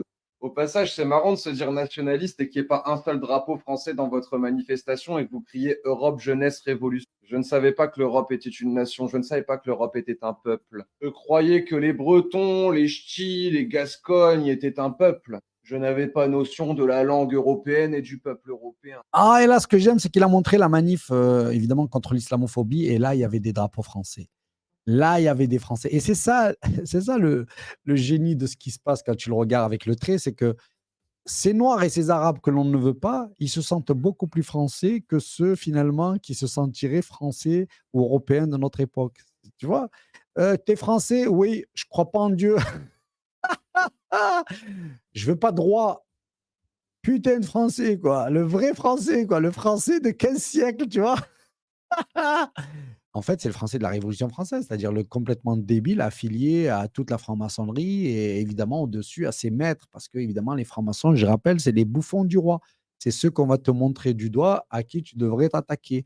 Évidemment, les lois passent par eux, mais elles ne viennent pas d'eux.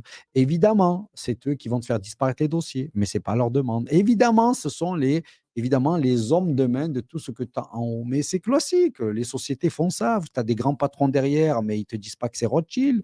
Quand tu vas, par exemple, dans une société et que tu achètes tel produit, est-ce qu'on t'a dit que c'était Rothschild? Non, on t'a dit c'est la société telle. Société Coca-Cola. Bon, ben ok. C'est Coca-Cola, mais en vérité, c'est pas Coca-Cola, c'est Coca-Cola appartient. Donc, on cache ça derrière tout un tas de sociétés écrans, mais derrière, c'est l'idéologie qui domine et vous la connaissez par cœur. Donc, eh ben, il faut reconnaître que ce qui s'est passé à Paris, c'est flagrant de quelque chose qui est en train d'arriver exactement comme avant, c'était les juifs, maintenant ça sera les immigrés, mais les éveillés, les antivax, les complotistes, vous êtes dans la même chose. Parce qu'il faut savoir que quand les juifs étaient martyrisés, vous avez aussi les communistes et tout un ensemble de ça, par les nazis. Donc il y a toujours aussi tout un tas d'autres partisans enfin, ou partis du peuple qui vont aussi morfler. C'est comme ça, c'est la réalité. Regardez bien cette scène. Elle résume tout ce que je dénonce sur mon TikTok depuis le début. Derrière les parapluies, c'est des néo-nazis. Et devant eux, il y a un cordon de policiers qui vise à les protéger. On a donc un cordon de policiers avec une couche de néo-nazis devant et une couche de néo-nazis derrière. On appelle ça un sandwich à la mer. Les protéger de qui? Les protéger des antifas. Donc en France, on a autorisé la manifestation néo-nazie comme tous les ans et on a interdit la manifestation antifasciste pour trouble à l'ordre public. Vous vous rappelez de la Bravem, les chiens de garde qui sont payés avec vos impôts pour arracher les mains pendant les gilets jaunes, pour tabasser les gens pendant la loi retraite? Et bien là, leur fonction, c'est de protéger les néo-nazis.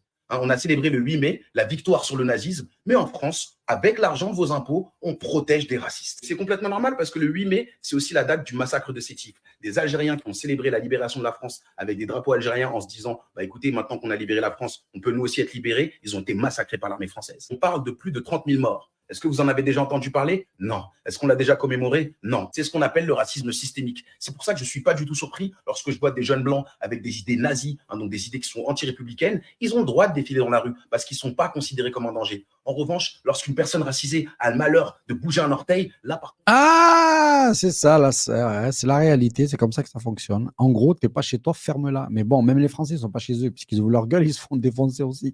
Donc, c'est l'israélisation de la société. Il y en a un qui l'explique très bien, vous allez voir, c'est qu'au fond, quand on parlait de l'opération Ronce, le génie de ces gens-là, c'est d'avoir fait croire que l'opération Ronce, c'était pour les Arabes et les gens des quartiers. En vérité, l'opération Ronce n'est pas du tout pour ça. L'opération Ronce n'a jamais été entraîner des policiers à intervenir dans des quartiers, c'est faux. L'opération Ronce, c'est entraîner les policiers français à faire ce qu'on a fait à Gaza, c'est-à-dire à mettre toute la France sous tutelle d'un pouvoir, c'est-à-dire l'obliger par tous les points. Ça, c'est exceptionnel. Et comme les Français, ils ont vu au début que l'opération Ronce, c'était pour taper des Noirs et des Arabes, pour beaucoup d'entre eux, ils ont dit, bon, bah, c'est pas grave, c'est des Noirs et des Arabes, de toute façon, ils nous gonflent avec leur drogue et compagnie. Et en fait, ils ne se rendent pas du compte que c'est eux qui sont morflés. Pourquoi? Parce que ce ne sont pas les Noirs et les Arabes qui vont subir le plus l'opération Ronce. C'est le mouvement des Gilets jaunes. Et maintenant, c'est tout le monde. C'est-à-dire qui que tu sois. L'armée qui débarque, la police qui débarque chez toi et la justice qui est là pour te condamner direct. Exactement ce que c'est qu'Israël. On arrête quelqu'un, on ne sait pas pourquoi, il passe devant un tribunal, il ne sait pas pourquoi, et à la fin, il est en prison, il ne sait toujours pas pourquoi. Bon, ben ça, c'est Israël. Eh ben, c'est exactement ce qui se passe maintenant en France. Vous avez vu? Donc, c'est pour ça que je vous dis, l'opération Ronce, eh ben, maintenant, avec le temps, on a compris. On a compris l'escroquerie intellectuelle. Et que sous couvert de ne pas aimer ou d'avoir succombé à toute cette mécanique médiatique qui visait à dire que les Noirs, les Arabes et l'islam étaient l'ennemi de la France, ben aujourd'hui, on s'est accordé en fait à ce que dès qu'il leur arrive quelque chose à eux, la majorité ne bougeront pas. Vous avez la minorité de Français qui sont éveillés, qui ont compris le jeu, et ils sont là. Hein. Et TVADP en a une belle illustration, puisqu'il y avait cette volonté de bosser avec des Français de l'immigration, ou avec des Noirs, des Arabes, ou avec des musulmans. Il y avait cette idée qu'il fallait absolument qu'on se rapproche et qu'on garde ça. Donc il y a des gens qui comprennent ça, mais il y en a beaucoup, ils n'ont pas du tout compris de quoi on parle. Et c'est ça qu'on est en train de vivre. C'est-à-dire que l'opération Ronce, il faut oublier de sa tête que c'est aller dans les quartiers pour foutre le bordel. Non, le bordel, ils le foutent déjà depuis très longtemps en faisant rentrer les drogues, les putes, tout ce que tu veux. Les gosses, les enfants, les machins, ça y est déjà. Les quartiers, ils les ont déjà mis sous tutelle. Tant que les jeunes des quartiers, ils font leur business, ils font leur économie, ils font leur truc, on les a sous contrôle. Au fond, c'est l'argent, eux, qui va être le moyen de domination. Donc les quartiers ne sont pas des gens qui vont faire de l'idéologie, ils n'en ont rien à foutre de tout. Ce qu'ils veulent, c'est de la caillasse. Ce qu'ils veulent, c'est du pouvoir. Ce qu'ils veulent, c'est OK, on va leur donner. Mais pour le reste de la population, eh bien, on va aller s'occuper de la population. Et l'opération Ronce, c'est ça. C'est l'armée israélienne qui va entraîner les forces, les milices politiques françaises pour maintenir Sion dans son état. Voilà. Donc, quand vous allez manifester pour l'écologie, ne vous inquiétez pas. Mais quand vous allez aller aborder les intérêts des Sion et des mondialistes, alors là, vous serez grandement en danger. Voilà ce que c'est que l'opération Ronce et voilà à quoi a servi tout cet entraînement à la israélienne. Et il y en a un qui l'explique très bien, je vous demande de l'écouter, s'il vous plaît. Écoutez cet homme plein de bon sens. C'est vrai que ça fait réfléchir, écoutez. Israélisation des forces de police et des forces de sécurité, voire des gouvernements chez nous prépare, nous, citoyens, à être les futurs Palestiniens dans notre pays. Vous parlez de l'israélisation de la police, hein, par exemple en France. Est-ce que c'est de par les méthodes ou c'est un mode de pensée? Bah, il y a un peu les deux, mais regardez la facilité avec laquelle on s'est mis à éborgner les gilets jaunes chez nous. Macron, le libéral, le progressiste. Les rares, il est jeune, il est sympa, c'est rare que c'est le centre au moins, c'est pas les extrêmes. Hein. On éborgne, il y a des Français. Et on éborgne parce qu'on tire sur des Français qui manifestent avec des armes de guerre. C'est pas un éborgné, c'est pas deux éborgnés, hein, c'est peut-être quoi, 20, 25. Ça, c'est des images qui n'existent pratiquement pas ailleurs. Hein. Vous voyez pas dans d'autres pays. Dans d'autres pays, les gens se font taper dessus, se font mettre en prison. Ok, mais éborgné parce qu'on leur tire avec des armes de guerre dessus, il y a très peu de pays qui font ça. Mais Israël, il faut vraiment voir comment un Chinois nous voit aujourd'hui, comment un Brésilien nous voit aujourd'hui. Et ils voient ce qu'on est, hein, c'est-à-dire des gens abjects, mais qui en plus se font passer pour des gens d'une probité incroyable et qui en plus viennent faire la leçon aux dits brésiliens. C'est vraiment stupéfiant. J'entends des gens qui disent qu'on a des valeurs. J'entends des gens qui disent qu'il faut respecter le droit international. Et je regarde et puis on ne le fait pas. C'est étonnant. Bon, il y a d'autres pays qui ne le font pas non plus, mais au moins, ils ne disent pas qu'ils le font. Et puis, ils ne viennent pas nous embêter en donnant des leçons, en fait. C'est pour ça qu'on se fait détester par maintenant 7 milliards d'êtres humains sur la planète. 7 milliards, en gros, il n'y a que quelques Français qui ne se détestent pas. Alors ça, c'est très intéressant parce que, voilà, moi, individuellement, j'avais déjà cette réflexion et là, je me rends compte que même des sociologues et tout un tas d'autres gens intellectuels, tout le monde a capté ça. Ce que c'est que ronce. Et je voudrais répondre à un commentaire, il ne faut pas confondre les migrants et les racailles, mais c'est faux. Utiliser le mot racaille pour parler d'une jeunesse qu'on a détruite et qu'on a bousillée, c'est pas éthique, c'est pas cool. Parce que si moi, ton enfant, je le prends et je le forme à devenir une grosse racaille, un gros délinquant, est-ce que c'est l'enfant que tu vas blâmer ou est-ce que c'est celui qui va le former? Et en vérité, c'est celui qui va le former. Parce que c'est ça, les racailles. C'est toute cette jeunesse qu'on n'a pas formée ou qu'on a formée à l'ultra-violence et surtout au système capitaliste par excellence. Donc, entre nous, on peut utiliser des termes que l'on veut, ouais, la marque, c'est racaille, etc. Non, ce qu'il faut dire, c'est que c'est quand même triste et que c'est grave que notre jeunesse soit à ce point que même nous ne l'aimions plus. Mais les racailles, ce n'est pas ceux qui sont en bas, hein. Ce n'est pas ceux des quartiers. Hein. Les racailles, c'est ceux qui organisent ces trafics à une échelle mondiale. Donc, il faut commencer par ce genre de discours-là. Il faut commencer par ce genre de discours-là, c'est-à-dire par comprendre ce que les mots ont du sens. Et donc, non, ce n'est pas les racailles. Les racailles de nos quartiers, c'est des pauvres gosses. Aussi méchants soient-ils pour certains d'entre eux. Mais voilà, c'est normal, les gosses.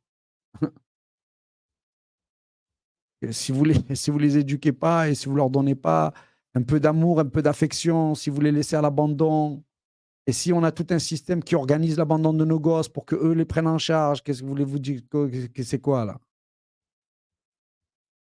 Il y a tellement de gens qui sont victimes entre les parents, les enfants, les acteurs sociaux. Il y a tellement, parce que c'est un système.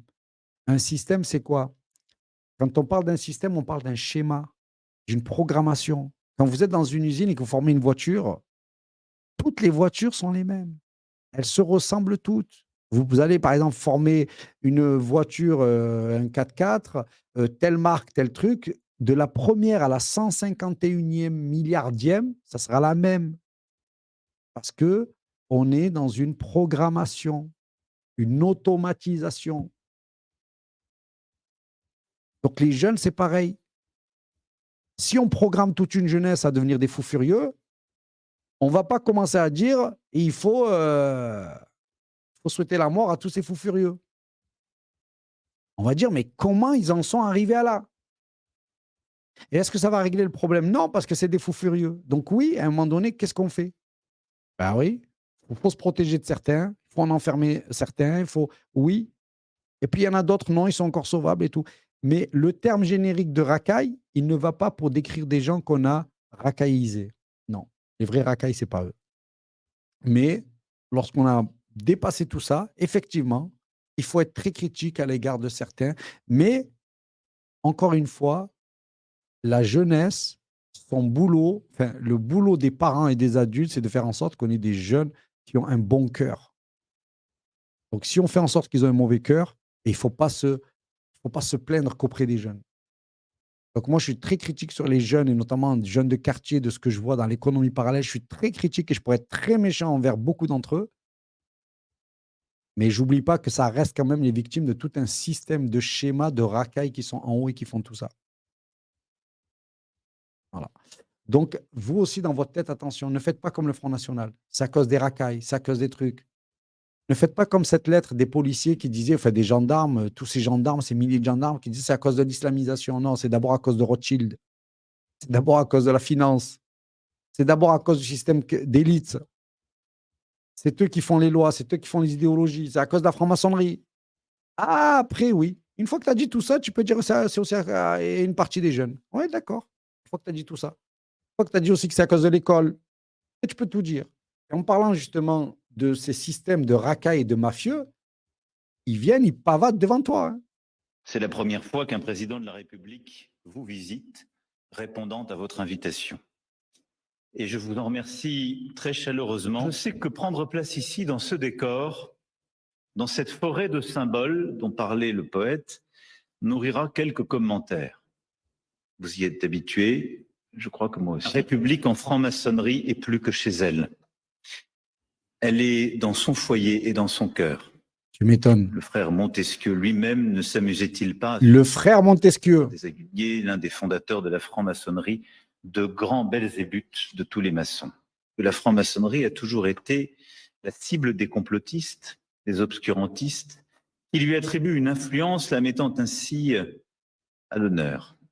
C'est la question du rapport à la mort aussi, à la souffrance et à la dignité humaine jusqu'à la dernière seconde. Ah, la Le franc-maçonnerie. dialogue entre la République et la franc-maçonnerie est une conversation, si je puis dire, polie par des siècles de combat. Pour ma part, je m'en félicite. Ah bah ouais, bah écoute, qu'est-ce que tu veux que je te dise, moi? Il le dit devant tout le monde. Mais bon, dans la réalité, ça donne ça aussi, la franc-maçonnerie. On n'a rien fait, on était des enfants. Ce qui nous est raconté ici est complètement inimaginable. C'est-à-dire qu'un enfant ne peut pas l'imaginer, un enfant ne peut pas l'inventer. Toujours des déguisements, de grandes capes blanches ou rouges et des crucifix. Ça avait l'air d'être un sous-sol. Ici, j'avais un vestiaire où on allait changer et s'habiller avec les vêtements blancs et rouges.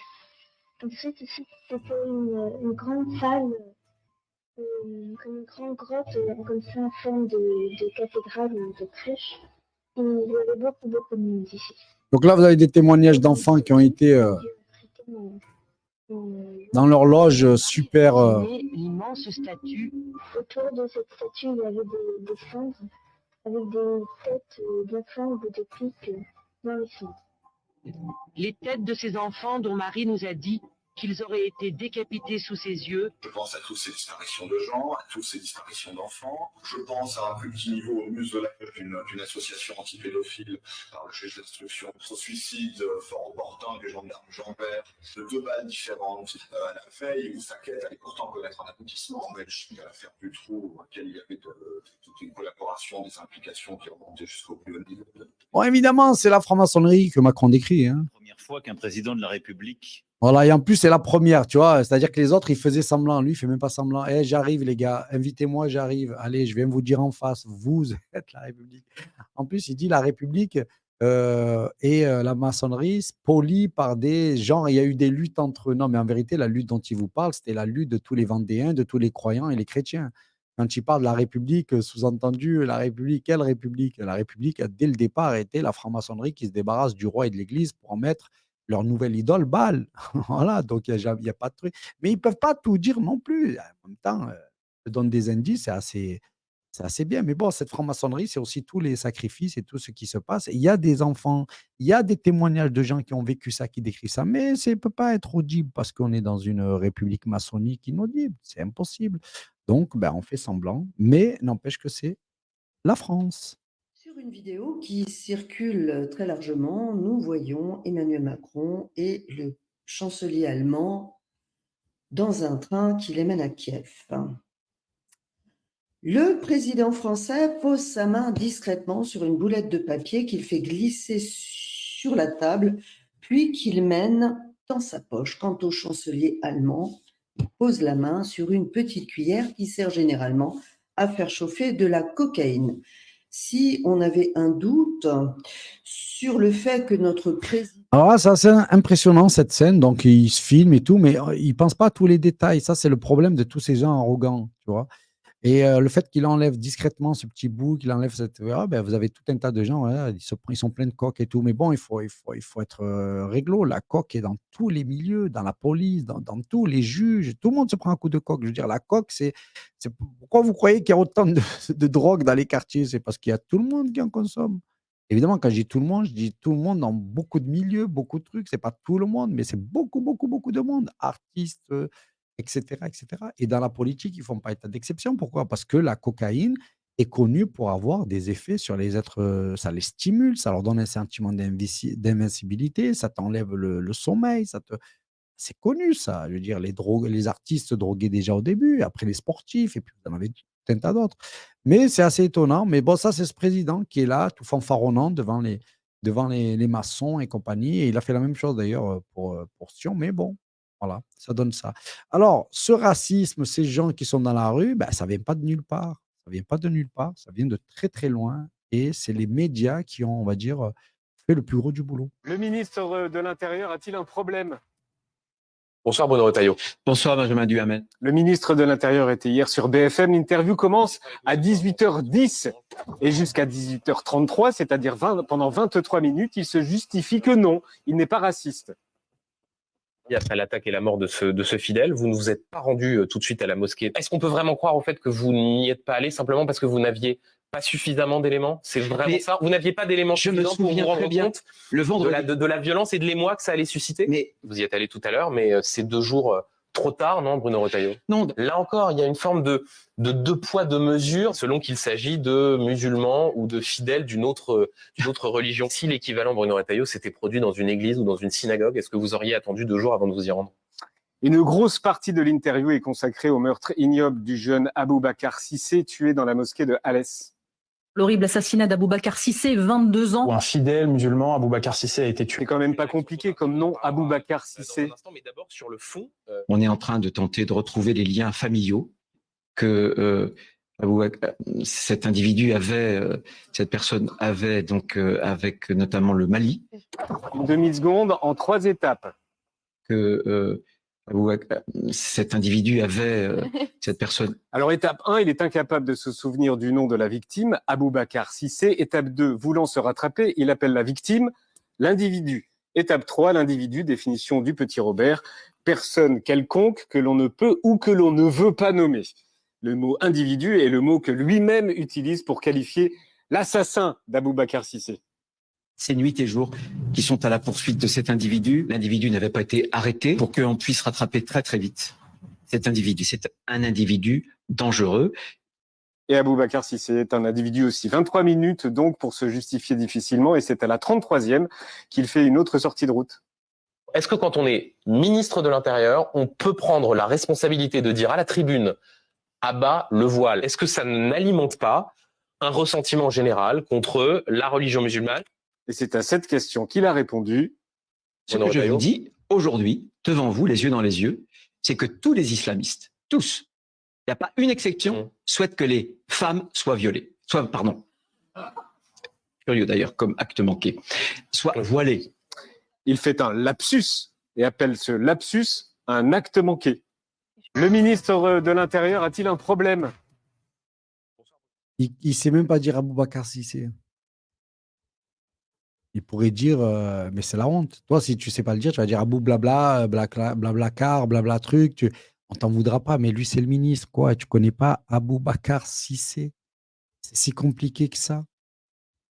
Tu finis par individu. Et là, on est déjà quelques jours plus tard. Et le comble, c'est que c'est BFM ou CNews, souvent, tu vois ces trucs-là, qui lui font des reproches sur du racisme ou sur un truc supposé. Et c'est là où je te disais, il a fallu la Trump. C'est-à-dire que des fois, BFM s'érige en ils vont protection de l'immigration, protection des musulmans. Incroyable. Il joue tous les rôles. Qu'est-ce qu'on joue aujourd'hui contre les musulmans? Ok, alors là, qu'est-ce qu'on joue aujourd'hui? Bon, il n'y aura jamais contre les juifs. Mais c'est comme ça qu'ils font.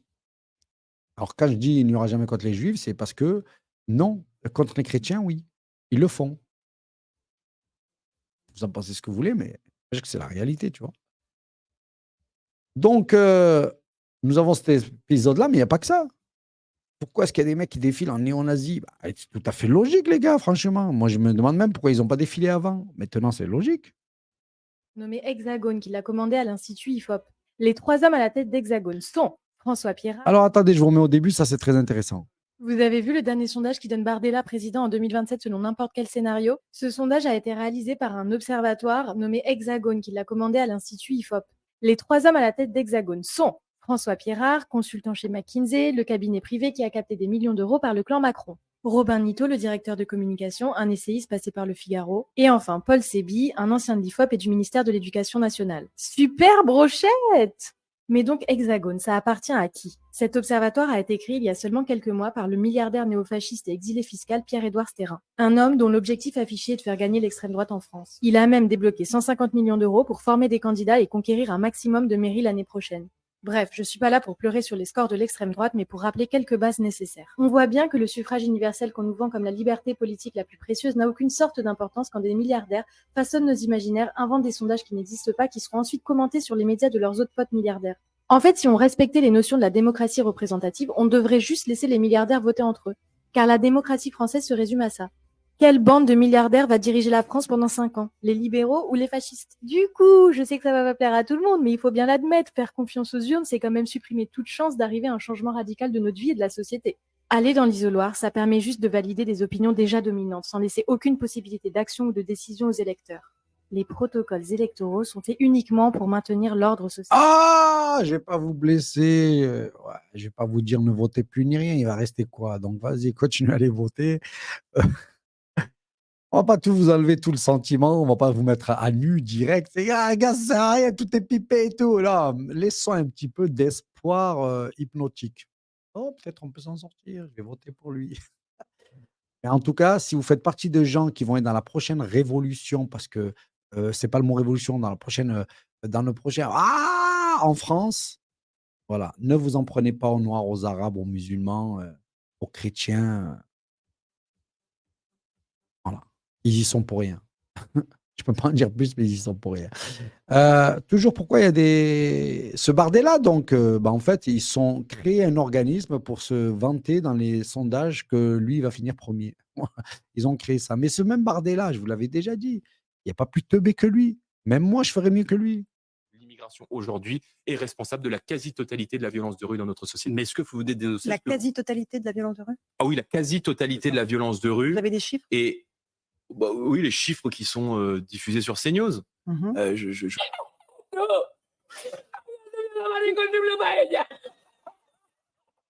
il se fout de sa gueule même tellement, tu vois. Depuis 2 ans, les factures d'électricité ont augmenté de 45%. Donc on est là au cœur d'un marché, Monsieur Bardella. européen. Dites aux Françaises et aux Français ce que vous avez voté sur le marché européen de l'électricité. Qu'avez-vous voté, Monsieur Bardella? Bon, je vais laisser d'abord. La réalité, aux c'est Français que qui nous regardent, vous je vais n'êtes- laisser Manon Aubry à ses élucubrations. Non, la réalité, Le pouvoir Monsieur Bardella, d'achat dites a ce que été vous avez voté. l'un des Vous avez refusé de vous y majeurs opposer, Monsieur Bardella. de ma campagne. Vous avez refusé de vous y Il y a- opposer. Dites-le aux Françaises et aux Madame, Français. pardon. Mais répondez. Je vous répondre. de cette Je campagne. remarque, Monsieur Bardella, européenne. que vous avez refusé. Alors, j'en profite pour saluer évidemment l'audience qui a grandi. Je ne sais pas s'il m'écoute, Eric. On a de plus en plus de monde. On dépasse rien que sur YouTube, sans parler de toutes les plateformes. On est à plus on a 500 personnes. C'est bien.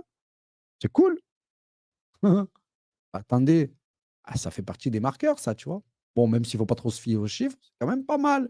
Plus de 500 et tout. Donc, bravo, évidemment. Et je remercie tout le monde. N'oubliez pas de liker, partager. Et n'oubliez pas de faire connaître un petit peu la TVADP et tout ce travail qui est fait par toutes ces personnes extraordinaires. Je remercie aussi ceux de TikTok, malgré toutes les restrictions. J'en ai 3, donc imagine, il n'y a plus personne qui doit savoir que je suis en live. Merci à vous, la centaine de personnes qui sont en live.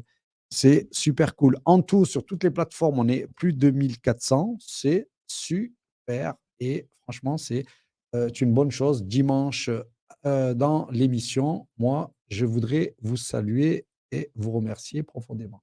On continue toujours. La France, de maintenant, le Bardella. Le Bardella, on va l'esquiver. Sommes-nous encore dans un état de droit? Eh bien, c'est la question préférée du RN depuis lundi, et voici leur réponse. L'état de droit a été totalement violé. Le piétinement de notre état de droit. La France n'a plus aucune leçon à donner en matière d'état de droit. L'état de droit. État de droit. L'état de droit. L'état de droit. État de droit. L'état de droit, il y a désormais des juges tyrans qui exécutent l'état de droit en place publique. Alors, petite définition, l'état de droit, cela s'oppose au pouvoir arbitraire. Cela désigne donc un état dans lequel ces pouvoirs sont encadrés par les règles du droit. En gros, la puissance publique est soumise aux mêmes lois que tous les Français. Mais depuis lundi, le RN tout entier remet en question cette décision de justice avec exécution immédiate. La présidente du tribunal la justifie par un risque de récidive et par un possible trouble majeur à l'ordre public qui serait engendré par la candidature et peut-être l'élection à la présidentielle d'une personne condamnée pour détournement de fonds publics. Écoutez la réponse de Marine Le Pen. L'ingérence de ces magistrats dans le processus électoral. Ah, c'est marrant parce que quand nous, on dit on n'est pas dans un état de droit, il faut vous arrêter de pleurer et tout. Mais par contre, eux, quand ça leur arrive, putain, ils se sentent tout con. Ben, écoute, tout con. Allez, on y va, tout con. Certains font courir le bruit qu'il y aurait un enrichissement personnel. Il faut rappeler que ce n'est pas le cas. Elle dit, elle le prend aussi de manière très personnelle parce qu'elle dit, voilà, je suis incriminé dans ce que je suis au plus profond de moi. C'est pas facile à dire, non, c'est pas facile. La vérité, c'est que cet argent, il ne passe jamais dans les caisses du Rassemblement national. On servait à payer des assistants qui ne travaillaient pas pour le Parlement européen, mais pour le Parti Front National. Premièrement. Non, il travaillait pour les deux, André. Julien Audoul qui fait un mail en disant à Marine Le Pen, est-ce que je peux aller voir Strasbourg, voir à quoi ça ressemble et rencontrer la députée pour laquelle je suis censé travailler. Bon. Et deuxièmement, le train de vie quand même de la famille Le Pen, le majordome de Jean-Marie Le Pen était payé lui aussi par des fonds du Parlement européen. Donc il y a eu un enrichissement personnel du clan Le Pen. Et oui. Bah oui, regardez le dossier. Non, mais le majordome n'est pas payé par le Parlement. Si, il avait un contrat d'assistant parlementaire comme le garde du corps. Ah ben non, mais le garde du corps, mais le garde du corps, moi je veux bien. Comment vous faites c'est intéressant ça, le garde du corps. Comment vous faites quand vous êtes un homme politique extrêmement important et ciblé? Qui paye alors? Quand vous allez le parti. Quand vous allez au Parlement européen. Le parti politique paye le garde du corps parce qu'il servait de garde du corps à Paris beaucoup plus souvent qu'à Bruxelles ou à Strasbourg. Ça, c'est la réalité du Front National. Mais tu as vu Pascal Praud, comment il le défend à mort? C'est-à-dire que tu marches sur la tête. On dirait qu'il est dans le parti, lui. Mais bon, s'il n'y avait plus des immigrés en France, je ne vous parle même pas des immigrés qui ont la nationalité française. Imaginons qu'il n'y a plus d'immigrés en France. Ça donne quoi? Je voudrais vous poser la question. Sans les cotisations des travailleurs étrangers, à quel âge légal devrait-on partir à la retraite pour équilibrer le système? Je n'ai pas la réponse. Ben voilà. Vous l'avez, vous? Ben oui. 66, 67, 68 ans. Combien de temps va-t-on pouvoir maintenir le niveau de pension des retraités français si on a une politique qui stoppe l'immigration? En fait, ce que ne disent pas les députés d'extrême droite, c'est que la conséquence immédiate d'une politique qui bloque l'immigration, ce sera la baisse des pensions des retraités. Ce sera l'allongement du nombre d'annuités nécessaires pour partir à la retraite. Vous voulez partir à 70 ans, les amis? Expulsez-nous tous, allez-y. 70 ans, vous allez voir, et vous allez galérer parce que les retraites vont passer de certains 1000 et quelques, 2000 à 400, 500, les gars. Virez-nous, allez-y, on en entend ça. Juste une question pour tous ceux qui me disent Abdel, on aimerait te rencontrer et tout, on va venir au Maroc et tout. Alors, c'est abdelzahiri161@gmail.com. Abdelzahiri161@gmail.com. Je vous le mettrai à la fin dans l'intitulé. D'ailleurs, on va bientôt se quitter. Je vais prendre encore 10 petites minutes. Alors, j'avais encore tout un volet parce que ça vient de loin, leur histoire là. Mais disons qu'on est dans le Grand Reset. Alors, Grand Reset, pour ceux qui ne savent pas, version Soral. Le Grand Reset, c'est les résultats de la guerre, c'est-à-dire on casse l'économie, on casse tout, mais sans guerre. Et ça s'appelle le Covid, le climat carbone, et même d'une certaine manière, à deuxième degré, le LGBTisme, c'est-à-dire pousser la jeunesse, qui normalement est une classe qu'on est en train de former à la production, faire en sorte qu'il ne soit plus que dans la consommation parasitaire et névrotique. D'ailleurs, comme par hasard, Trump qui a choisi la solution de la démondialisation heureuse, je dirais, et vent debout contre les trois mamelles du Grand Reset, hein, le LGBT, le carbone et le Big Pharma. La solution du Grand Reset, c'est Davos. Elle est en train d'échouer parce que les gens ont compris le mensonge de la pandémie et surtout le coût de la pandémie comme aggravateur de crise. Alors évidemment, ça aggrave la dette. Donc peut-être que le pouvoir bancaire, lui, trouve son compte. Hein, c'est prendre de plus en plus la possession du monde par la garantie hypothécaire et par le fait qu'on doit se céder de plus en plus les bijoux de la couronne. Et là, ça nous renvoie d'ailleurs au rôle politique objectif de Macron depuis qu'il est président. Tout ça s'articule assez bien. Alors, le Grand Reset, voilà, c'est faire ce que la guerre fait en général, elle détruit tout. Ben là, on ne va pas faire avec la guerre, on va le faire avec les Covid et compagnie. Alors, quand il dit, par exemple, que les gens ont compris, bon, je ne suis pas du tout d'accord. C'est toujours pareil, c'est comprise de quoi? Il y a plus de gens qui ont compris, mais est-ce que la France a compris qu'elle se faisait avoir avec le Covid, etc. Pas forcément. Ben, ça, on verra la prochaine pandémie quand ils mettront le vaccin, est-ce qu'ils vont le faire? Puisque les vaccins sont devenus obligatoires, les gens vont se vacciner. Leurs gosses sont obligatoires, ils vont se vacciner. Et je ne vois plus de mouvement, si ce n'est encore quelques-uns irréductibles, pour dénoncer ce qui s'est passé, les morts, et puis toutes les conséquences, hein, le fait de ne plus pouvoir faire d'enfants, etc., etc. Donc, les gens ont compris, ben non. Moi, je reste persuadé que les gens n'ont pas compris, ou en tout cas, les gens n'ont pas compris. Maintenant qu'il y a des gens qui sont mécontents ou qu'il y a des gens qui se disent qu'il y a des choses qui ne vont pas, oui. Mais comprendre, ça ne veut pas dire ça. Comprendre, ça veut dire assimiler tout ce qui se passe. Et du coup, ben, si tu comprends, ben non, tu te révoltes.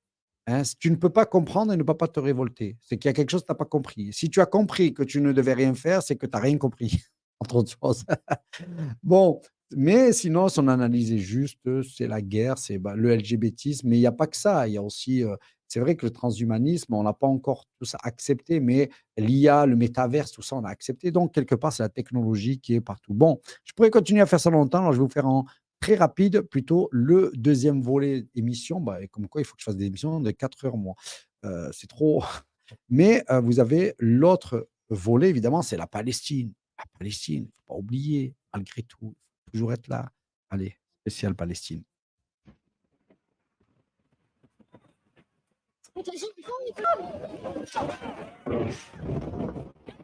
Bon, évidemment, hein, scène de chaos, tu entends des bruits, des cris, des pleurs, et je pourrais même te prendre des images où tu vois du sang et tout ce que tu veux, des morts. Mais rien que ce quotidien-là, tu imagines le traumatisme que c'est. Hasbi Allah wa ni'mal wakil.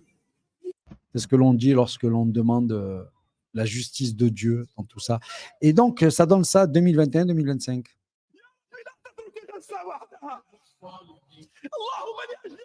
Gaza, ville surpeuplée, 300 km², mais bon, une ville qui a des infrastructures, malgré tout, minimum, mais malgré tout, à une ville complètement détruite à 90%.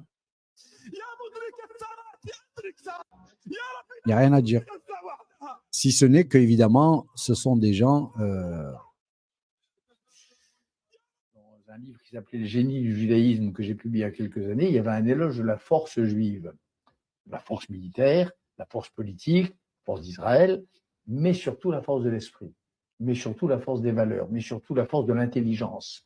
Être juif, c'est avoir rapport à un texte qui est le texte le plus intelligent qui soit. Voilà. Pas la Torah bien sûr, mais le Talmud. Rien n'est plus drôle et rien n'est plus intelligent Et rien ne permet de plus comprendre et mieux comprendre le monde que le Talmud. C'est ça être juif. Eh oui, en fait, là, ce qu'il dit, c'est que vous n'avez rien compris, les teubés. Vous voyez des destructions, des morts et tout, et en fait, c'est toute l'intelligence et la drôlerie de la Torah. Là, il faut que vous mouriez de rire. Alors, rigolez. Du Talmud. Ouais, du Talmud, pardon. Ouais, j'ai dit Torah, bah, pour te dire, je suis vraiment fatigué. Oui. Ouais, Talmud. Eh ben, ça, c'est quand même, ça reste un truc plus gros. Bon, on aurait pu les enchaîner, hein, tellement ils sont drôles, tellement ils ont raconté des conneries tout le long. Vous prenez Sarkozy qui dit, ben oui, ben c'est bien de... C'est complètement nécessaire de risquer et parfois même de mener vers la mort des civils. Parce que si on n'y va pas, si Israël n'y va pas, nous disons à toutes les organisations terroristes au monde... Bon, vous avez vu, il y en avait pape d'autres. qui dénonce l'arrogance de l'envahisseur en Palestine et en Ukraine. Comment le recevez-vous? L'arrogance d'Israël et l'arrogance des Russes. Moi, alors, Israël n'est pas un envahisseur au sens où la Russie a envahi l'Ukraine. C'est pas un envahisseur. Non, pas du tout. Rien On n'est pas du tout dans la même situation. Ah, c'est pour ça, je pourrais vous en faire pendant 1 heure sur eux, mais c'est pas la peine, j'avais compris le truc. C'est Matrix, mais en fait, Matrix, c'était il fallait décoder et tout, mais là, maintenant, pour nous, c'est plus Matrix, c'est l'agenda. Donc, il faut se concentrer sur ces agendas, sur ces notions, je reviens encore là-dessus, sur toutes ces dimensions-là, et après, il faut faire son boulot. Donc, c'est ce que l'on fait ce soir avec vous tous, et je vais en profiter pour vous saluer toutes et tous du fond du cœur. Merci pour votre présence, à tous ceux qui contribuent à la solidarité avec Abdel Zahiri. Je vous aime. Voilà, parce que évidemment, si je suis là et si je peux faire tout ça, c'est qu'il y a des gens qui vont m'aider aussi à survivre dans cet environnement évidemment complètement inconnu. Ce qui me permet aujourd'hui d'être devant vous avec des écrans, des machins, etc. et tout ce que vous voulez. Vous pouvez me suivre évidemment sur TikTok. Vous tapez juste Abdel Zahiri et puis vous tombez sur tout un tas de choses. Et vous pouvez me suivre aussi sur TV ADP tous les dimanches de 19h30 à 21h quand je déborde pas. Merci à toutes et à toutes. Que la paix de Dieu soit sur vous. Et que salut à toi et à toute ton équipe. Rendez-vous dimanche prochain, 19h30. Assalamu alaikum.